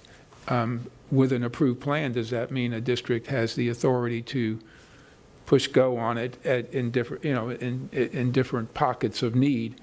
And that was not answered at that training. So I still don't have an answer for that. Superintendent and I talked about trying to get some direction from DOE on that, to find out whether or not we need approval from DOE to say at a particular site, we're going to not have students come today. So we don't have an answer to that right now, but that is sort of like the burning question. I'd also like to add that would be a worst case scenario, to have to close down a school, and the reality is they would just lose instructional time. That they would. I worry about the see the problem. safety of the Yeah. students if there's not enough adult supervision. It's So a good that's where, concern. that's my concern.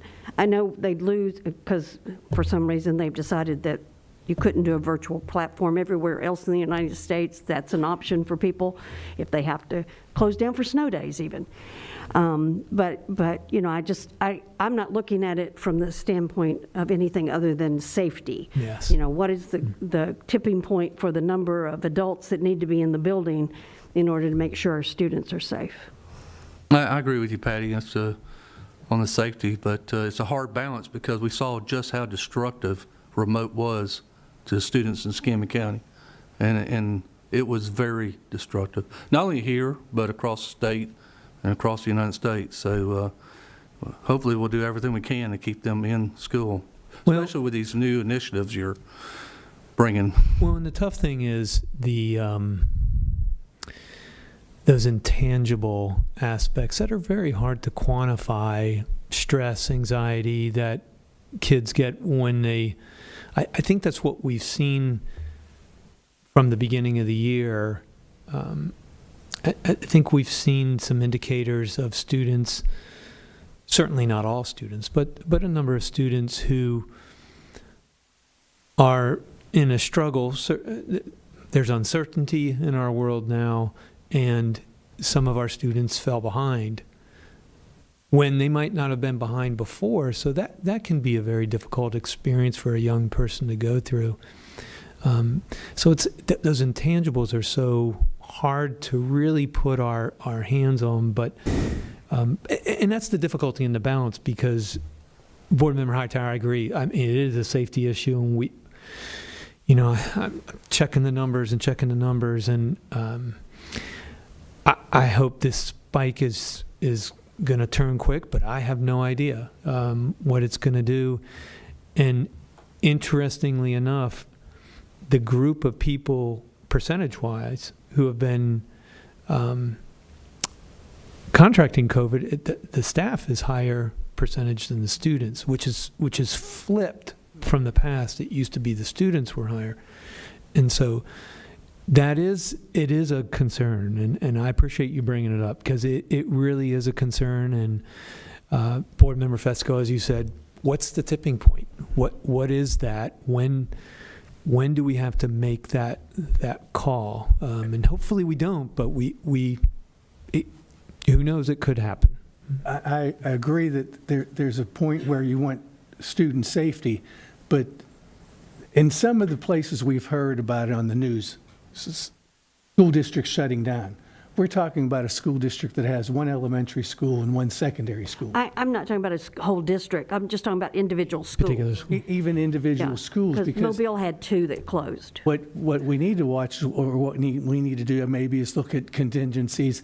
If we have a school that has X number, or what percentage of its faculty is out, then what do we have resources district-wide to be able to go in and make sure students are safe, make sure that classrooms are covered for supervision, if nothing else? Because the idea of then closing the school on Tuesday you have parents, you have disruption. If you have faculty who are out, they're not going to be able to go to some remote thing because they're still sick. It's kind of like we can't slam on the brakes and for one day. It would have to be something that was going to be over a term that you could get these things in place and have things going, and that's not the issue. I think that the issue would be, at this point, if there is a situation where 50% of the faculty was out, we know that HR was going to go out and say, and we were going to send people from district offices to cover until such time. And with the changes from CDC and other stuff saying people can return after 5 days, that makes a big difference versus being at 2.5, 3 weeks. So we don't want to have a knee-jerk reaction that causes more problems in terms of then parents having to say, hey, I can't go to work for the next 3 weeks or whatever because of, we don't want to cause a crisis over something that we can reasonably keep going. Yes, Patty. And that was the reason I asked the question. I wanted to know whether there was a plan. Because there was a talk show host that made the comment about, yes, COVID is going to decrease in February. And the comic said, what year? Yeah. Because we've heard that before. And so I just wanted to make sure that we, all those things you said are very, I was not thinking of it as a long-term, maybe a week kind of thing where you get everybody back healthy again, because you said the 5-day thing. But I just didn't know that we had that flexibility or whether we had a plan, because it's COVID now, but it could be something else in another, it could be strep throat. My granddaughter's school closed down before COVID hit simply because most of the teachers were out with strep that they had got from their students, and they didn't have enough teachers. A lot are catching flu right now. Yeah. Yeah, So, I mean, it's not just COVID. I just wondered if there was a plan. And I can tell you, if we had a situation where we were just unable to provide supervision, what we would do is I would call the chancellor at the state level, and that would be the step, and we would discuss our options. So that would be a pressing step, but we'll follow up and just make sure we do have that we have an established set of steps to follow. We can contact the state and do that in detail. I will tell you, I just pulled up our numbers, and I'll take anything we can get with COVID right now. It looks like our student number dropped from the 600s to the 500s, 595, but it looks like we had a drop in student number from yesterday, so that's encouraging. Staff members, there are those who are reported as positive in the last 14 days, and this includes results that are still awaiting. We're sitting at 3.77%, which is 207 staff members on our district site. So that percentage is higher than the students. The students are at 1.58%, and it's 3.77 for staff. So that's what we haven't seen in the past, that variance between the two groups. Yeah. But realizing that an individual school could have an outbreak. Yes. Is where my Yes. question comes. Yes. Good point. Yes. Yes. What I wanted to add, I was watching an epidemiologist last night on TV at one of the stations, and it was a really high number with this new variant of students that are asymptomatic, that nobody even knows they got it. It was like 60% of the infections, I think, or something, that normal. So I thought it was interesting, and the debate was on the testing, because he was saying, for the most part, if you're sick, go home, get well. If you don't have a fever 24 hours, go back, because he says it's just that this virus is just spreading and there's no way to really track it. So, but anyway, it looks like from the other countries, it spikes pretty quick and it goes back down. And, but I think the estimates were 80% would get this variant sooner or later. So sooner or later, it's going to be like the flu or like the rhinovirus or anything else that we got. It's going to be around forever. Yeah. I want to Paul? share two things. From my own personal experience, when I was tested at the hospital, I asked, well, what variant? And the hospital said, we don't test for variants. We don't know. So there's media speculation that gets reported as news. I said, that is very interesting. But then I saw a doctor, and she said to me, she said, the Omicron variant is much less illness. Your illness is less and less time. So that if indeed it is an Omicron variant, she says, in fact, we don't even prescribe it if somebody comes in with Omicron. But then I said, well, how do you know? Do you test for which? Well, no. They just know by how sick you are. You got the Delta, So the bad stuff. Come on. Yeah. Bill, you have anything to say? Or? No, I was just listening to Okay. his scratchy voice, wondering what's wrong with him now. You lean forward. I look, Q, Patty, a while ago, she I- did like this a little bit. You know, if an auction, you know, you would get the bid. So what, I'm looking. So sooner or later, I know staff's working on us getting those little white lights, and I'll be glad. Yeah. Yes. And I do. I just have to tip my hat to our teachers, our ed support, our administrators who are, you know, in our schools working hard every day, covering classes. Our teachers have been absolutely amazing. Our administrators, ed support, everybody. It's been really inspiring to see them pitch in, the teamwork, and just their focus on the kids. And when you have that happening in schools, it's a special thing. It's tiring for them. Our folks have worked really hard, and they've put just 150% of effort forward. So I'm really proud of our employees, and it's an impressive team that we have, really dedicated to our kids. So just wanted to share that. I just think it's inspiring what they've done, and I know they're working super hard. And I agree with that, and I will ask our parents, the ones that are viewing, to have just a little bit of patience with us. I know it's me and Superintendent has gotten some emails where people think that everything's just going normal, and we are experiencing shortages, and some things may take a little longer, but we'll get it done.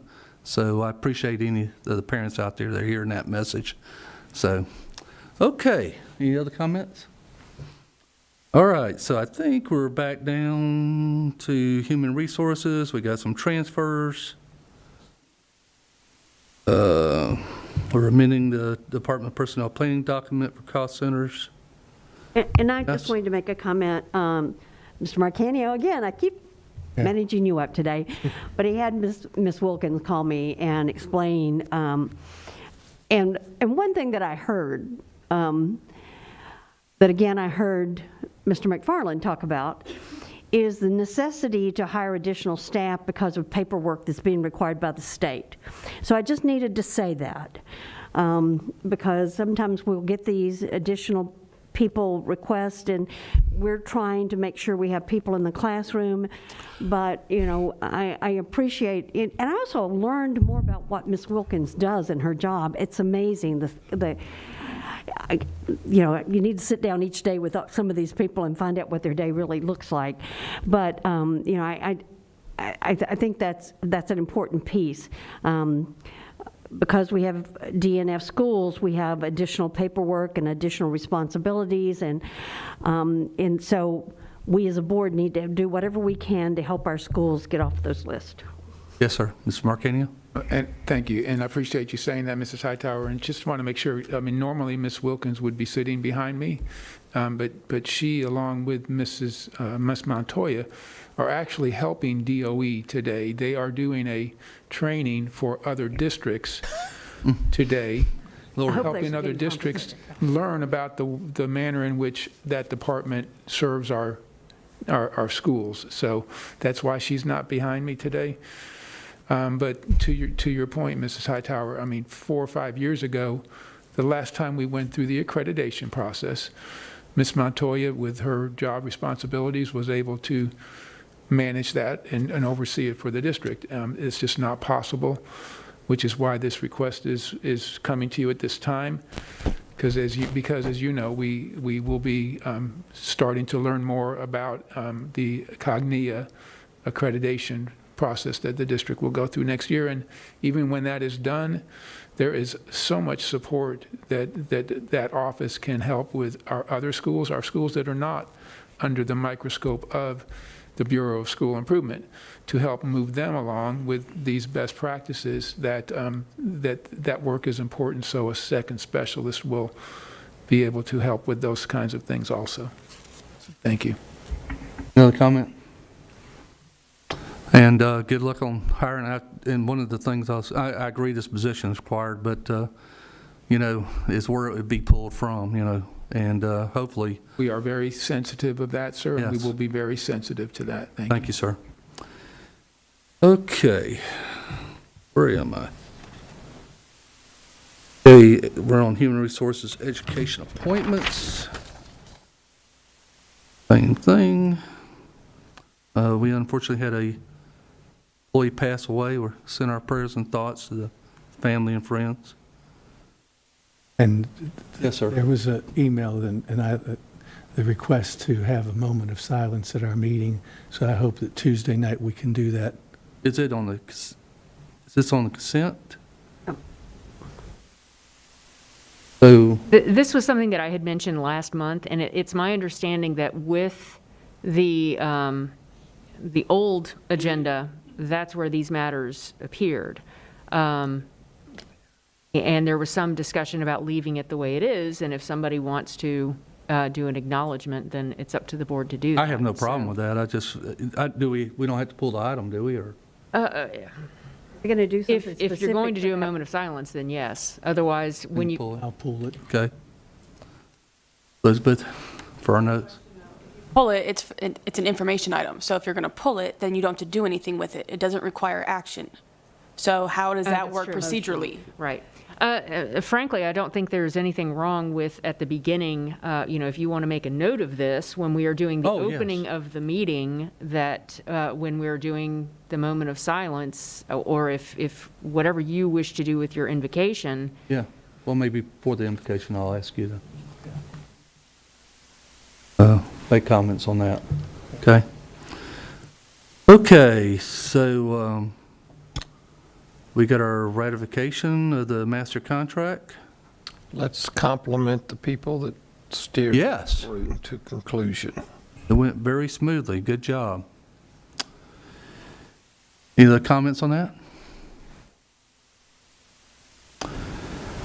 Okay, we in operations. We got, Mr. Waston, yep. come on, Keith. And, yeah, Oh, you got something, Bill?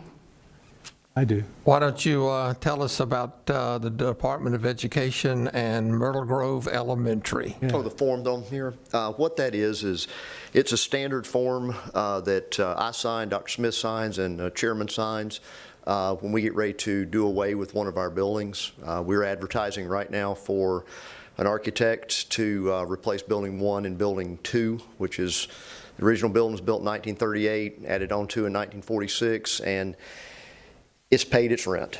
And so it's time to replace it. We were about 5 years out doing this in the master plan, and I went to Sean and told him, I said, we can't fix this.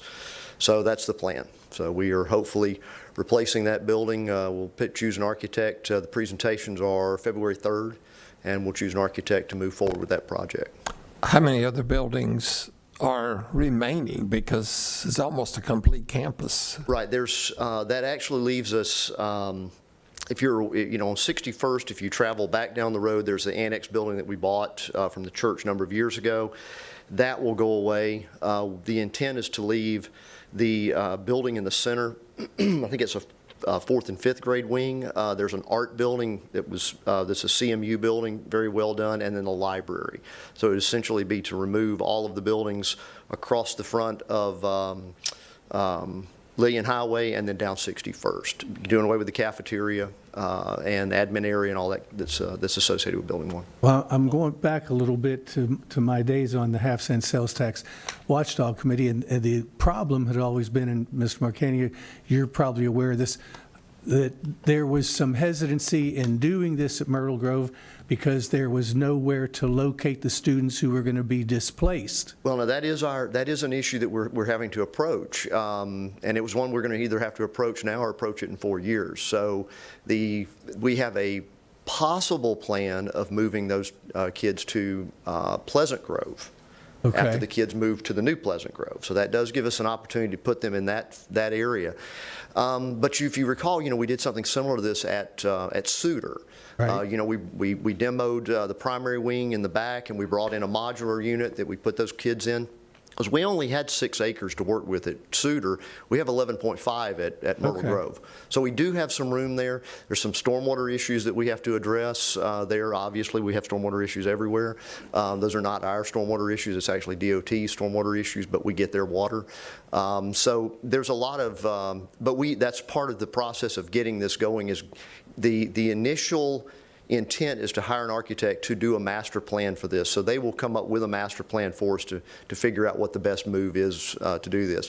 Furthermore, we have to do this in a kind of a compressed time frame because the construction industry as it is, we don't have 5 years to build like we did at Pleasant Grove. We got to do this and get done and get out. So we need some insight into what is the best, whether we do tilt up or sandwich panels or standard ICF like we build most of the schools with.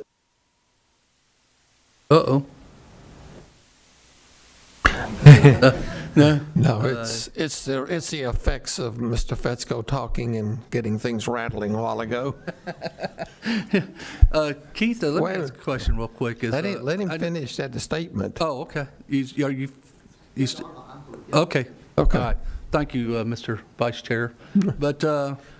But anyway, Keith, underneath Fairfield Drive, under Fairfield, I know they got storm sewage pipes that go all the way back to Marcus Creek there. Is there storm sewage pipes that are underneath that road there on Lillian? No, All right, you're not on. Oh.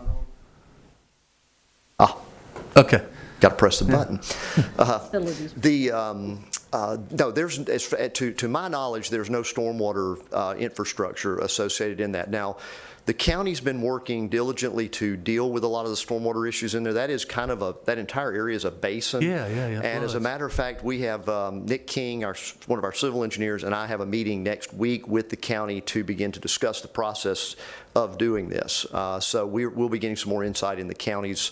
The county actually purchased some property adjacent to ours, and we're actually in discussions about using a portion of that property to have a pop-off for stormwater. We didn't feel that was appropriate, and that goes back to, I don't know, 12 or 13.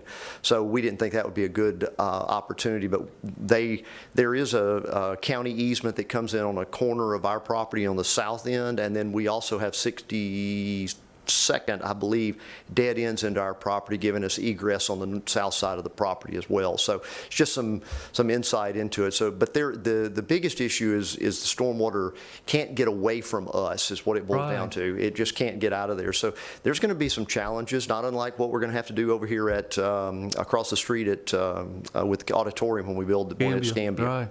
Yeah, that's what I was wondering, because it just don't appear there's any place to release. Your only choice is to dig one of these big, huge holes and well, try and we have we've done this in the past. If you think about it, NB Cook also has a large stormwater system that you don't see, but it's all within that footprint of that property. So there's a lot of things that can be done, but we need some professionals to assist us with getting that to the best end possible. My only comment about relocating the students to Pleasant Grove is, I hope we don't have to do that personally. That would be not, that's a much further than people think it is. You know, it just seems It like is. it's all very close, but it's much further than we think it is. So, I mean, and you know, we've got about, I think it's 16 classrooms that are affected by this. And Dr. Smith and I were talking about it earlier this week. And, you know, at Ernest Ward, we literally had a chain link fence, and the building. Right. And we were able to do that with those kids on campus. So there's a lot of ways to do that.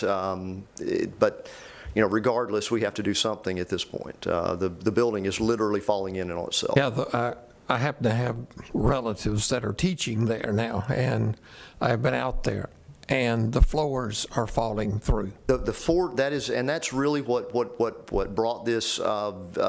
Maintenance had work orders put in. It was a little beyond their capability. So Mike Barnes, our capital crew leader, and I went out and took a look at this, and there's no really good place to stop peeling this onion.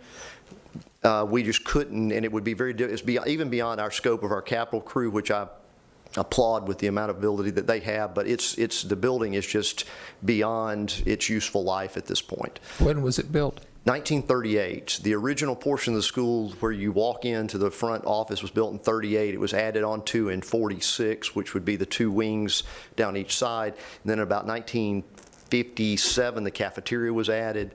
And then that wing out to the back, which is building 2, that was added in the 50s as well.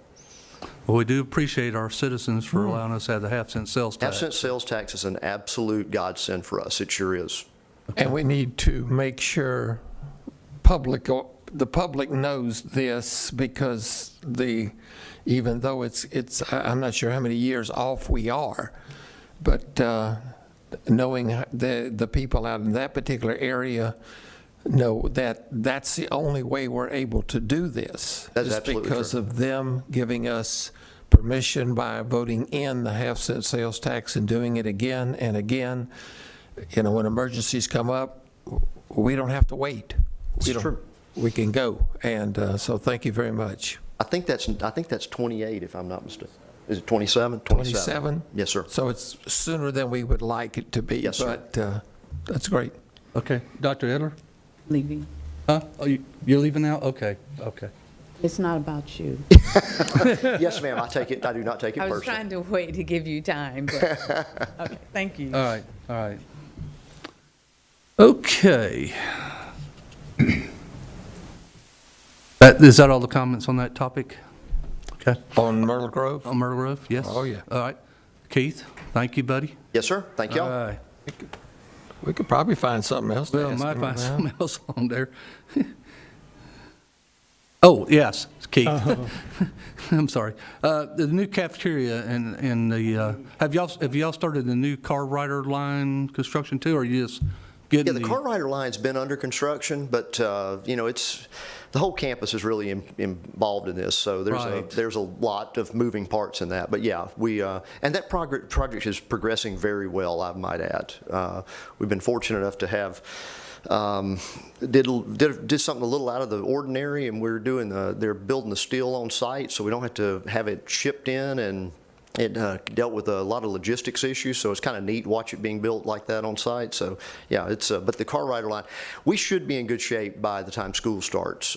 We should have the cafeteria ready, and we'll be moving into the interior renovations, because, you know, we have to go in and do something with the cafeteria that's there, which will be kind of move the admin area around and shift things in that direction. Don't have that car rider line going all the way to the back. Car rider line will circle all the way back toward a trailer resident, down the large pond, and come back to near the front of the school where it is at this point. Okay, and I know Kyle's not here, but I know me, Superintendent, and Commissioner McGosh got involved in those flashing lights out on 9 Mile Road. You know, they got the one fix, but the other request, and I might have to stay on top of it, we evidently don't have a flashing light on Woodbine for people coming the other way from the back neighborhoods. Oh, I followed. Yes, sir. Yes, coming, so some people are going very fast through there, so I'm just letting you know that's an issue right there that we need, and I don't even know if there's a sign saying school zone. May not be. Going that way. I don't. I have to go look at it to see.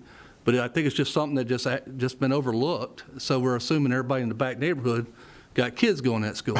Right. So, and they come flying down that road about 40 50 miles per hour, and really, there's nothing illegal about it. Well, if it's 35, yeah, that'd be illegal. But, Right. yeah, I don't know what the speed limit is, but anyway, I know Sean's not here, but keep that on your radar. I will do It's so, on sir. Woodbine, so to work with the county. We'll mention it to the county when we see them next week. What is the speed limit on I that road? don't know. I'll have to go back out there and Residential look. surface street, so it shouldn't be more than 35 miles per hour. I hope it wouldn't, but it should be a 20 if it's Right, school zone. exactly. Well, We'll mention we something to the just- county when we see them next week. We just went through, we're in the process of getting the study done for Suter. Because For what? What's for this Suter, study? Because Cervantes does not have a sign or flashing Oh, lights. yeah. So- Well, it looks like on Cervantes, they got these big old light things they're putting up there. Y'all know what those are? Or? Traffic lights. Oh, they're all for pedestrians or something, or? Are you talking Oh, about, It's like big T's or, Down by Suter, though. that's not by Suter. That's not Suter. That's in Brownsville. oh, it's Yeah. in Brownsville, okay. Yeah, Yeah, yeah, Suter. You're talking about Suter's way I'm on talking down about farther, Suter. okay, okay. Suter's at school over here. Yeah. And Brownsville's over there. Yeah, All but- right. All right, but there's a I don't make it to system. your side of the neighborhood Give that us, much. that's not my side of the No, I'm talking to Patty, not you. Okay, Patty, you're I'm leaving you I alone, didn't know Bill. you were in Brownsville now. Pleasant Grove, completion date? We're still set to be substantially complete in October, which is what we had, which we anticipated. The idea is to do a mid-year move from the Pleasant Grove kids to come over around the Christmas break, kind of do a soft opening, as it were, and then the following year do a shift over to the other kids from the other two schools. But that's our plan at this point. But they're supposed to be substantially complete 1st of October. 1st of October. Yes, sir. Good. And I will say on these ESSERS funding for the cooling towers and all this. Yes, sir. I saw an article, and it was really drilling, I think, on Chicago School District and others, where they're not spending the money. That's correct. And, I had to tell one person down in Tallahassee, hey, we're spending it, but we're also having to locate people that can do the jobs. On top of that, whether it's putting new flooring in, new windows, and I had to remind them that that's a time-consuming process. This whole process is time consuming because we still have to utilize our same purchasing requirements. We can't just go, we have to follow through that. That's why we tried to do some things that were a little out of the box, like choosing a CM contractor to do these things, using the contracts we currently utilize to purchase equipment, using the contracts we have for HVAC renovations that are already in place. So the only thing that we have to do then is come to the board for approval anything over $50,000. So it does allow us to give some flexibility to that, but it's just time consuming. We just can't. I find it amusing when they say, "Oh, well, we've done all this ventilation, or you need to be doing all this ventilation stuff." Well, you got to engineer it. You can't just go put something in. But it is I think Terry said it best. It's a generational opportunity to upgrade our HVAC system that we would not have normally had. Yeah. And we appreciate the opportunity that's been Yes, sir. presented to us. We're going to spend it as quickly as we possibly can. Yes, thank you. Okay, anything else for Keith while he's up here? Okay, you got your Thank get y'all. out of jail card. Okay, let's go to items from the board. We got some travel requests there. Then we got superintendent evaluation. This document that we're doing is what Bill worked with the superintendent as he was chair. I thought it was probably best, and the reason I'm covering it again is because Paul's back on the board with us. But I believed, and I think Bill had stated it, that right now with the messy situation we have with accountability and to set a look at key levels that's going on in the school district, I thought this would be a good evaluation this time around. I agree with Patty. Later, we need to start looking at something more, where we're looking at more fixed metrics. So I believe along with that evaluation, Elizabeth, did you provide the dates? Okay, we got the dates that for the superintendent to complete his evaluation, and so he I could did have forward one to comment us. about that timeline. Yes. It indicates feedback after we approve the evaluation, an opportunity for him to provide feedback. And I was wondering if that should be placed prior to us, I don't know Now, how you saying it was, I don't know I'd if have to go Elizabeth back could bring it to up it. on the, It was in his contract that it states. I know he gets to do it. I was just wondering about the placement of it being after the evaluation Well, it states that instead in of his prior. contract that once his evaluation is finalized, he has 2 weeks to respond to it in writing. But his self-evaluation will be sent to you guys. It's on his calendar. I've worked through Yeah, Dana. I remember that. Yeah. I was just trying to figure out. and that was a, But then there's nothing that I talks think- about the appeal process and the date for completion and all those things, so. And if I understand your question, it's before the board adopts the final evaluation, Yes. should he have the opportunity to weigh in? Right.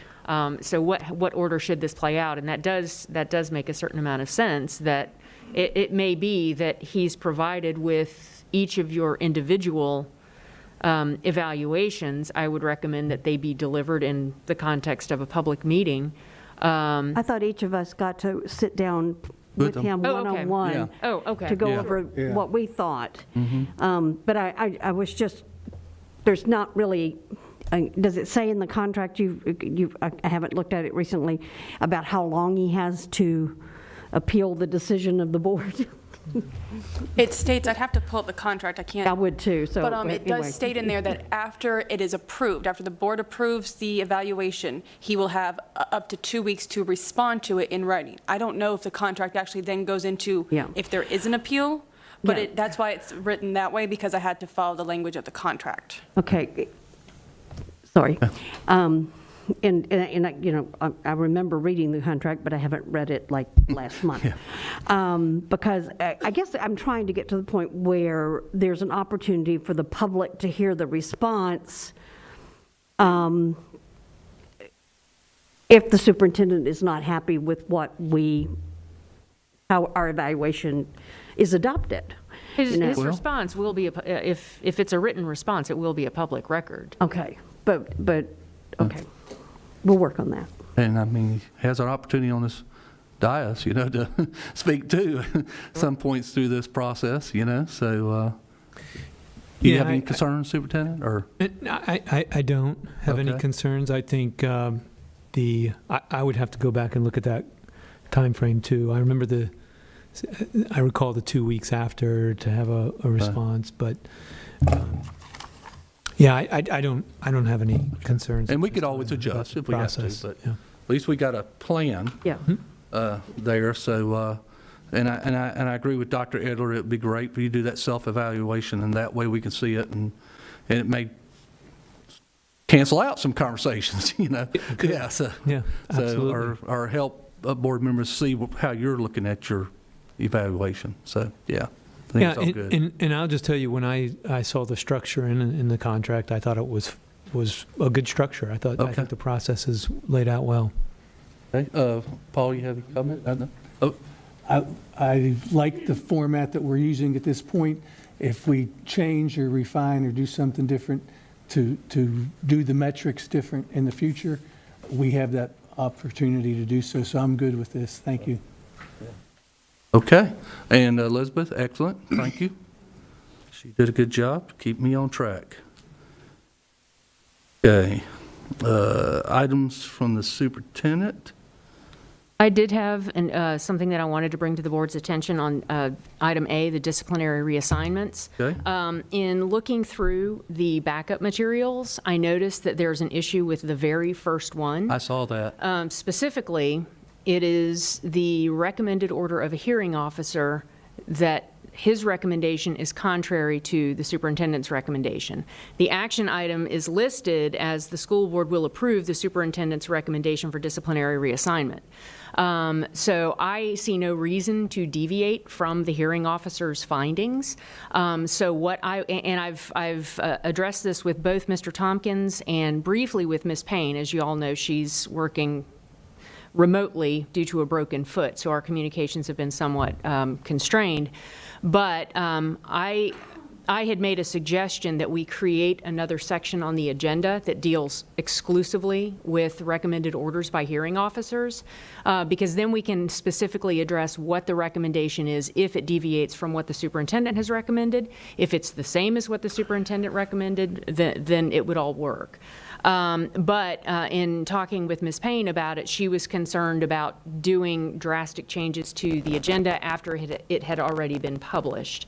So I wanted to make sure that you guys were aware of this situation, and the way that it can be handled would be that at the meeting, the appropriate action would be to, if it is the board's will, to kind of like treating it almost like a consent agenda, excise that one item out, approve the recommendation with regard to all of the other students, and then have a separate motion with regard to that one student, and then that motion would be to adopt the recommendation of the hearing officer. Okay. And I'm assuming, Mr. Superintendent, you're still recommending what you're recommending? Correct. Yes. Okay.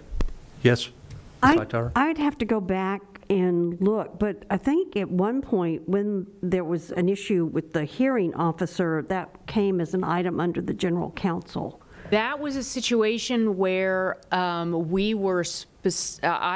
had found an issue with one of the recommendations that the hearing officer, one of his findings of fact was not supported by the record. And when that happens, the board is not constrained to adopt the findings of the hearing officer if they are not supported by the record. And so in that situation, I had written a proposed order for the board stating the reasons for rejecting that specific finding. Again, and if we have those situations arise, I know they have certainly happened in the past, that if the board is not going to go with what the hearing officer is recommending, we have to have a stated reason for it. And then those can, again, be handled under items from the General Counsel. Okay, but I do like the idea in the future because, you know, I sat there for hours the other night going through all those documents, and it would be awfully hard for, you know, it's very easy to miss that Right. one page as you're going through. So unless the board has an issue with it, I would like to see it in another category, you know, add another letter there and put anything that, you know, the administrative hearing says different than the superintendent's recommendation to put it there. So is there any objection from the board for us to work on that? Okay. If you can work with the superintendent staff, yes. All right, thank you.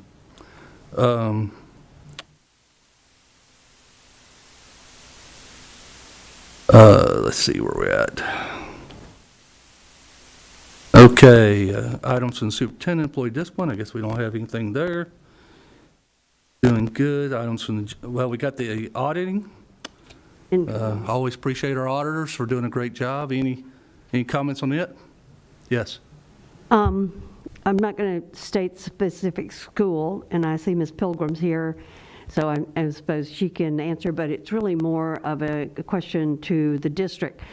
There was one school that had a number of computers missing, and in the correspondence from the principal, there was, I don't know that I want to use the term allegation, but there was a blame placed on the fact that we were having renovations done there and all of this kind of stuff, and things just got mislaid, or there was a kind of a, like maybe they were stolen.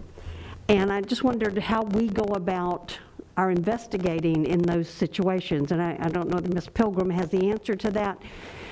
But I also didn't, you know, because of the way it was written, I was concerned that there could be a perception that we hire people that we don't trust in our schools. So maybe you have some insight there. As a former person who went around and tried to find everything. Yeah, I'm going to say, from my previous experience, when you can't find another excuse, then you just grab the first one you can find. And I don't necessarily, I don't necessarily think that it falls on the contractor? Yes. Sometimes when you just, some things are not priority, and I understand everybody's busy, but when it's not prioritized that you keep up with your inventory, and after a year, you're being pushed to get in a response, this sometimes becomes the response, just grasping at whatever they think it might have been. So and- this letter goes to auditing, and then does Mr. Bryant then share that letter, or does it get sent to you as well? Yes, we do share. Mhm. And and 9 times out of 10, when we go back out to that school the following year, we will find the majority of those items in another inventory process. So in my mind, it's sometimes about the priority that is placed on locating the items between the principal or his designee and the school tech who's been charged with doing that. And that's something that I hope we can work on in the future. We're trying. Well, I know in the past, I think Mr. Bryan has pointed out that, between finance and auditing, you go out and try to help them create a system where they can keep up with things better. Right. I know the IT department has put an effort in trying to help with that also. I'm not sure where they are with that, but I know they had been working on it last year. So just because the principal says that he thinks they were all taken away from the building by inappropriate people, that doesn't start the investigation? Right. If the principal had proof of that, then they should definitely have started, they should have called somebody. They should have reported that. They should have had proof to say, hey, So I'm not always sure that is what the result is. Thank you. I never used that excuse. Okay, Mr. Slayton never used that excuse. I'm not You know how gonna these do that principals are, right? one. Oh, yes, I do. But anyway, we now at public forum. We have a speaker. You will have 3 minutes to speak. It's Darzell Warren. Please direct your comments to the chair and not the rest of the board members. And I won't tell you all the other rules here because you have done this before.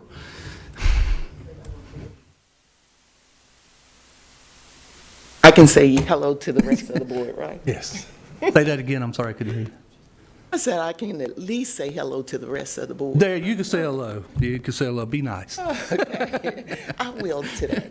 Okay, good morning to the chair, Mr. Adams, Dr. Smith, and the remainder of the board.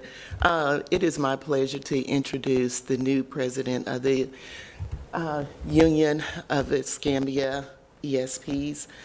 David retired officially January 7th, and we had a few little tears here and there with him leaving us. He was doing a lot of our honeydew list, so our honeydew is gone.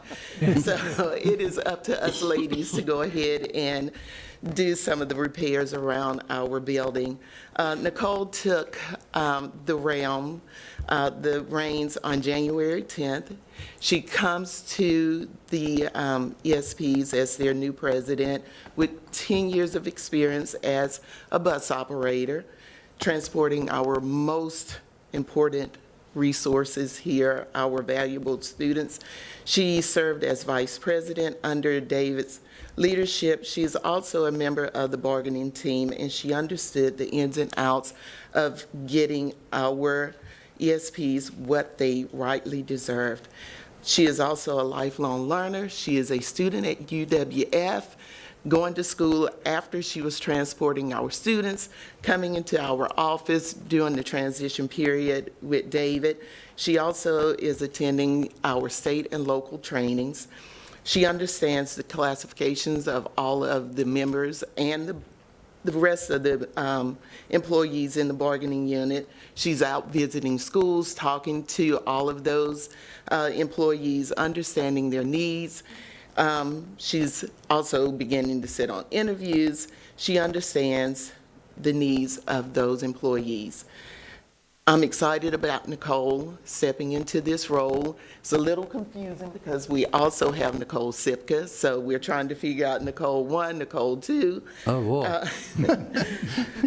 I'm excited about Nicole stepping into this role. I'm excited about learning more about that side of our bargaining unit as well, because if she's not there, sometimes her people do give us a call.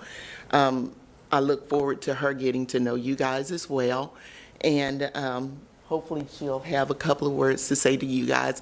I'm finished with my 30 seconds, but hopefully you will give her an opportunity to say hello to you as well. Come up and And what is her say hello. last name? Oh, Nicole Lindsay, I'm sorry. Miss Hightower. You may have said it and I just missed it. No, I'm sorry. I don't think I did. Is that EY or AY? EY. Thank you.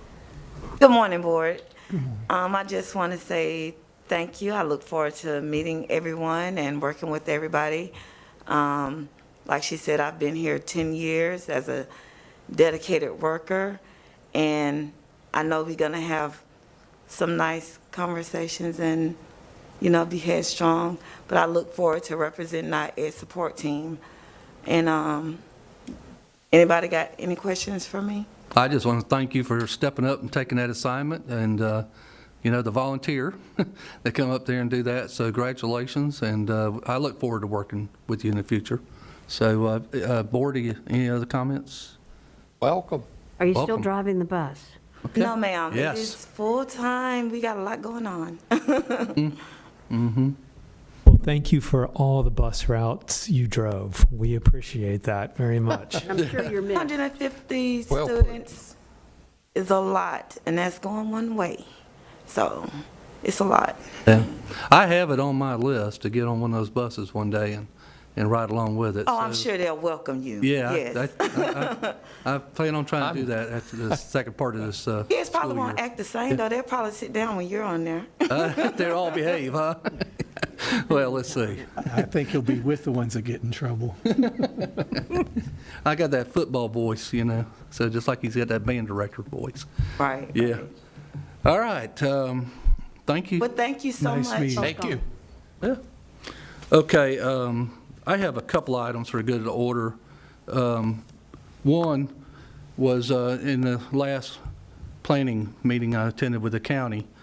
I had noticed something, I had talked to the superintendent about this, is that at some, where the new commercial places are going in, or if there's subdivisions on a state road, no sidewalks, okay? So that kind of caught my attention, and then at that meeting, of course, we got somebody coming in with a brand-new commercial deal, and I posed a question, and according to Horace Jones, he said, no, not on state, okay? And I talked with some other people across the state of Florida, and they said, like, hey, if they want us approved for their business going there, they will, whether it's state or county property, they will go to whatever procedures they got to do to get it done. So I have talked to Commissioner. Commissioner said that. I have. Only if the county commissioners will. I talked to Commissioner Bagosh about this, and he agrees there's a lot in that land development code. Of course, the interlocal agreement, we need to get back online. So I've scheduled a meeting with Commissioner Bagosh to talk about this situation, because now for us, if they want to go with that, that's fine, but okay, county, you need to get with the state and put those sidewalks in, particularly when they're right across from a school like we got in that one situation. Okay, so clearly, it's within hundreds of feet of the school. So I briefly talked to Representative Salzman on this. So if this is something that we need to deal with, then and as I was going through the county, I started noticing areas down where, in your area where there's new stuff and there's no sidewalks, and I was going like, geez. Okay, so they're coming in, they're doing this construction, and no sidewalks. So I don't care. I'm going to. Appreciate you bringing it up. It was my Yes. So, I'm just letting the board know, I'm going to talk to Commissioner Bagosh, and there's got to be a fix, whether it's either statewide or the local. Do you have a comment on that, Superintendent? Yes, thank you, Mr. Chairman. I appreciate you bringing that topic up because, it's just a matter of safety, and we want to have safe pathways. Right. And I think the difficulty and the complexity here is the starting point. And I think the starting point needs to be now. hard to go back and fix years and years and Right. years of a practice Yes. where it just simply wasn't in place. So some may question, well, why, have some sidewalks here and there? There has to be a launching spot somewhere. Right. And I would really applaud a practice where we know this is going to provide safety, and we have to start somewhere. So I think moving forward, I think that's a fantastic idea. Part of the approval process is Right. you're going to contribute to the community safety. Yeah, and if it's going into us, some of this stuff, we do have that process where if it's outside of a certain miles, say it's outside 2 miles, it goes into a sidewalk fund, and the county has that sidewalk fund so they can, what I call patching these little sidewalks of nowhere where we get missing gaps. And at least the money from these commercials should be going into that pot of money. So it's much to talk about, and Yes. being the superintendent will coordinate on this with his staff. But it's for areas of new growth that we have in some areas. Yes. It is important to do it right as we're going along right now. So, yeah. Mr. Adams, I did Yes. want to make sure that you and the rest of the board are aware that there is a Senate bill that has been introduced that will reduce the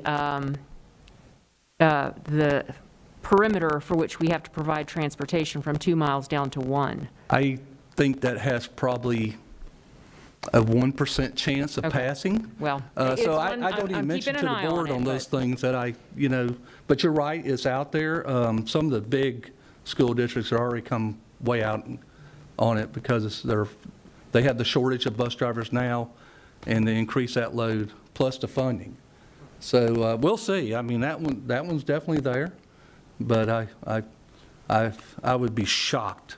I don't know if would you be along that line? Well, it's counterintuitive. I mean, with a year with a massive bus driver shortage around the country, to put a bill forward that's going to make that massive shortage even exponentially more impactful Right. with increasing routes just is counterintuitive. That doesn't. Yeah.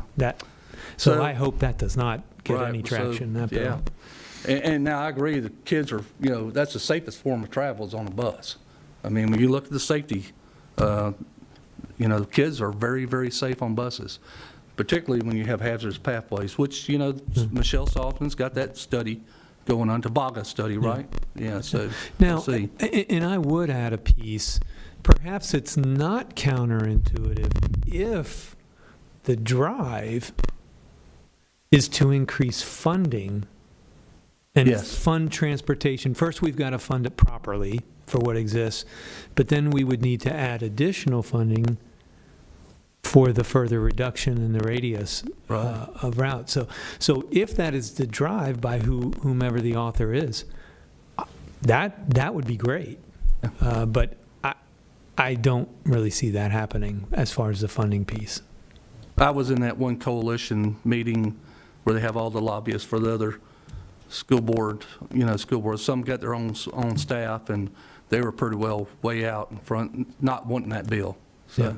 Yes, Patty? Mr. St. Cyr, off the top of your head, can you tell the percentage that we fund transportation outside the transportation allotment that we get? Typically, the transportation categorical allocation will cover between 55 and 65% of the total costs. That's about it. Yeah.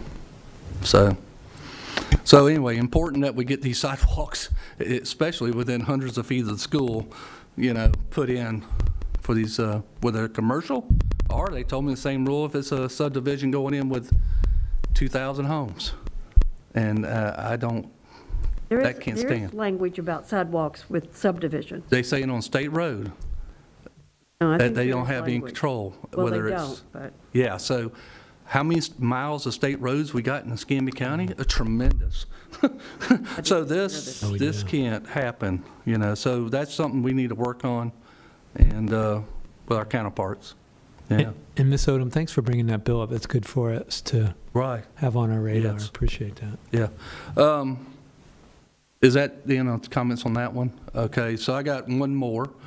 I had Elizabeth send to y'all, I don't know if she sent it yet, what happened in Jefferson County. Did y'all get the Oh, they got it, okay. Haven't read it yet. Is, where they had 2 education board members getting involved in turnaround money, okay? 2 had to resign off the Board of Education. State board. State Board of Education. I thought you were talking about Jefferson, and I was going, no, but that was state board. Jefferson County, Jefferson County is where the problem happened. And I just want to make sure, I've had, yes. They were trying to make dollars, they were trying to make money off this situation where Jefferson County has, the state took over Jefferson County. It's only got 3 schools, okay? It's turned out to be a mess for them.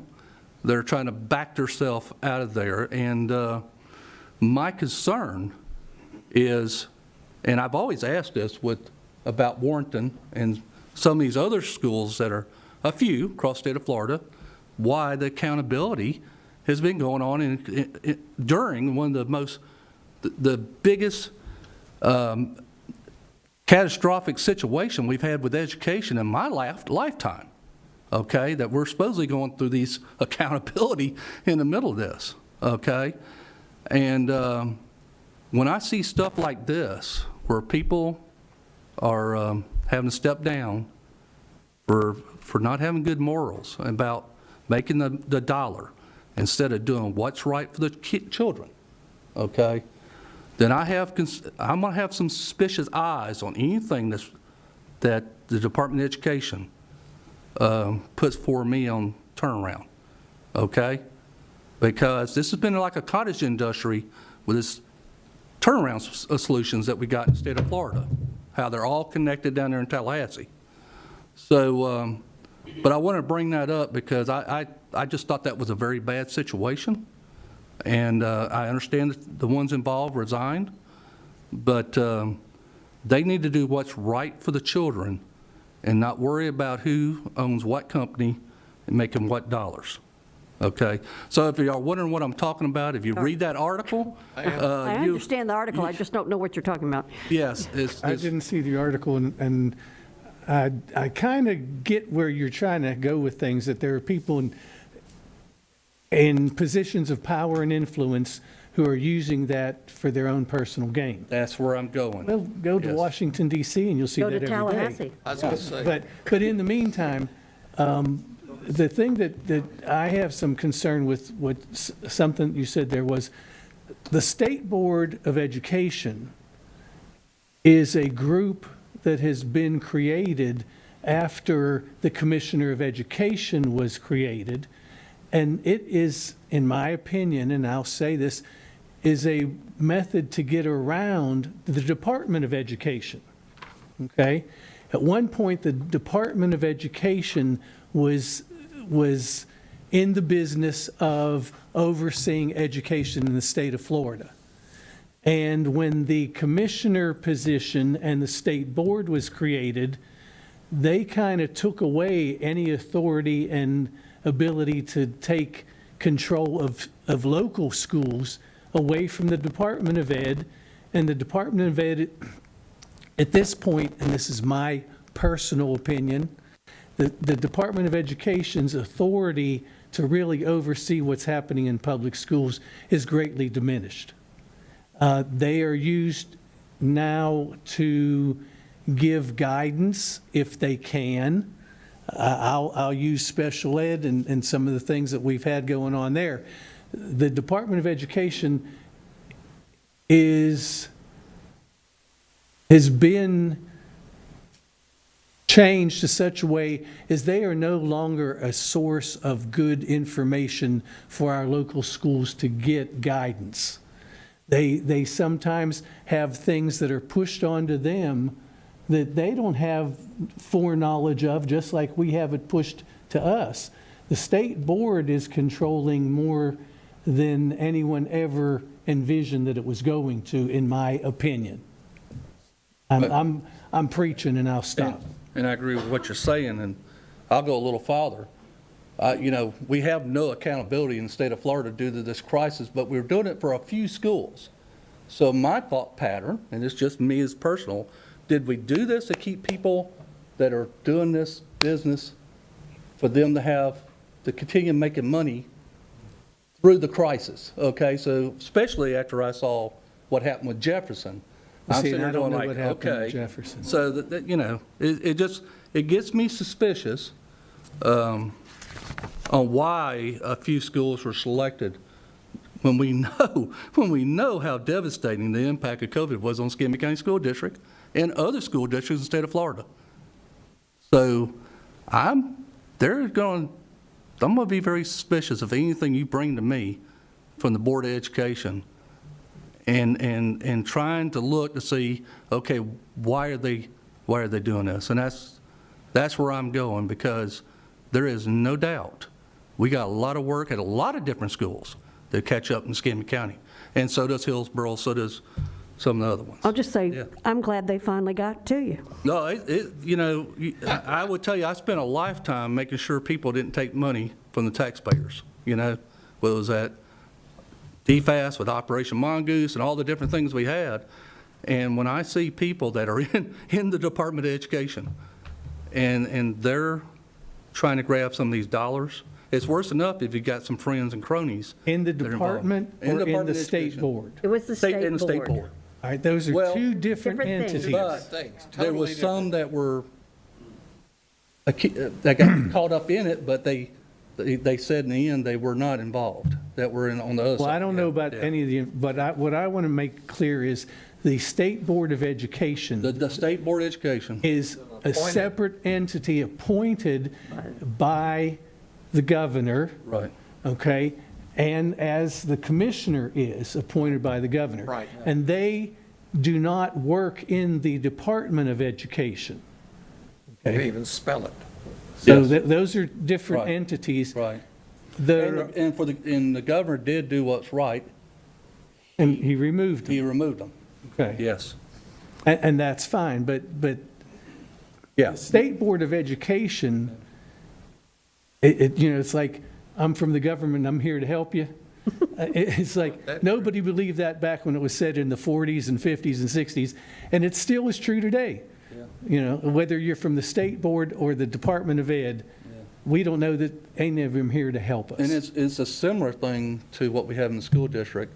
You have Richard Corcoran, who's the CEO. Right. You have the Board of Education is like us, that's going to approve policy changes, which they do, that the Department of Education personnel have to follow. So when they get these laws passed, they have to interpret them, bring it before the Board of Education. So that Board of Education has humongous power over the Department of Education, along with the commissioner. Right, over the, not with. They don't work with them a No, lot of over. times. They work over. Over. Okay, I got off my high horse there, Patty, for that one, okay? Well, and yes. just to my understanding on that, and I don't have extensive knowledge, but what I've read is there was one person in the state board and one in DOE. So, Oh, one in DOE? Yeah, Okay. one of each. I know That's my I think they understanding. removed 2 off the Board of Education, though. I had Elizabeth forward it to you, too. Okay. The article. So it's still concerning. Sure. Yes. Yeah. Because you hope the almighty dollar is not being looked at more than what's good for the children, you know, for people's pockets. So, yeah. Yeah. You hope. Keeping my You mouth hope. shut. All right. As a reminder, we have an executive session immediately following this workshop, and I've already did it for the good of the order. Any other comments? Good, Ellen? Good? Oh, Mr. Chairman, I did just want to share one piece of, actually 2 pieces of information. And if you would indulge me, I just want to read a snippet out of an email from Mr. Alaback. We have raised the bar district teacher conference that you may be interested in knowing about. It's this Saturday at 8 o'clock, Booker T. Washington High School. We have 255 teachers registered. There'll be a general session with a keynote speaker, 3 rotations with 15 concurrent sessions. totaling 45 professional development sessions with topics ranging from behavior management, content knowledge, and integrated technology. The sessions will be led by our district teachers, district staff, and guest presenters from various vendors providers that we utilize in the district. So just wanted to, also there's free breakfast and lunch and door prizes. So just want to thank Mr. Alabac for his leadership, and just want you to be aware that that'll be taking place this Saturday. Excited to see 255 teachers registered for that to grow their profession. And the other piece I wanted to share with you, very excited about this, we did an RFP for instructional coaching for to provide that professional development for administrators. What we found when we went through the RFP process is we really didn't have a vendor out there that could quite do the job to the level we wanted. And part of that was we were talking about a large number of people to go through that professional development with instructional coaching. And this is for administrators, school-based administrators. So what we decided was we need to make it a little bit smaller. So we have, we're working with a local vendor from the Studer Group to begin working with a group of our principals in the near future. So excited about that, to give them some training. We want to be on the cutting edge, training with instructional coaching, walking classrooms and debriefing and so forth. So we're looking at about eight principals to start that out. But our goal is to have a number of vendors, because there's just not one vendor that can do that large of a scope if we have all the administrators. So our goal moving forward is to try to find vendors who can do this group and this group and this group, to try to get that out as best we can. Is that Studer Group Education, or Yeah. is it Studer Group It's the education? It's Dr. Pilcher? yes, in that Dr. group? Pilcher. Okay. Yes. On Saturday, what time does that start? 8 a.m. 8 to 1. Yes. Elizabeth, put down my schedule. Okay. I have one more thing too. Paul, we went to a conference way back to when Michael Thomas was here, and we watched a presentation from a vendor back when they had those tables, and they had that software program where you could analyze your data for the school district, and they even showed us you can compare it to other school districts. Can you see if you remember, or go back through your collections and see if you can? Elizabeth said something to me about that when I was in the office the other day. And I told her, I says, I remember seeing something, but I also remember but when she said that to me, that when I first saw it, I says, well, we already have 3 or 4 different things that can do this. Yeah, it was that presentation. We actually talked to Malcolm about it in one of our meetings. We've had dashboards, we've had other things available to take the data and and I don't know if that's still being used or not, Steve, but you remember way back when we had the dashboard to show if you moved just 1 point more in ELA and 2 points in math, what it does, it would show the school's grade and how that would change. It was interactive. It was. So I know what you're talking about. I think actually Mr. Thomas, when he was Director of Evaluation Services, created a website where you could plug in your anticipated proficiency percentages and so forth. So we're not maintaining that particular website anymore, but going back to our conversation earlier with our Office of Continuous Improvement, I mean, this board has seen updates about what we think our projected grades are, and all of that work is done through the Continuous Improvement Department with the help of Mr. Bobbitt, who is one of our key data people, and they are in the process of putting those projections together based on our AP2 progress monitoring data. So, you have to have that data in order to plug in. And our AP2 data is what we have at this point. We'll start AP3 here in another month. So we're still doing that work. We're just not doing it with that website that you're thinking of, Right. Mr. Fetzko.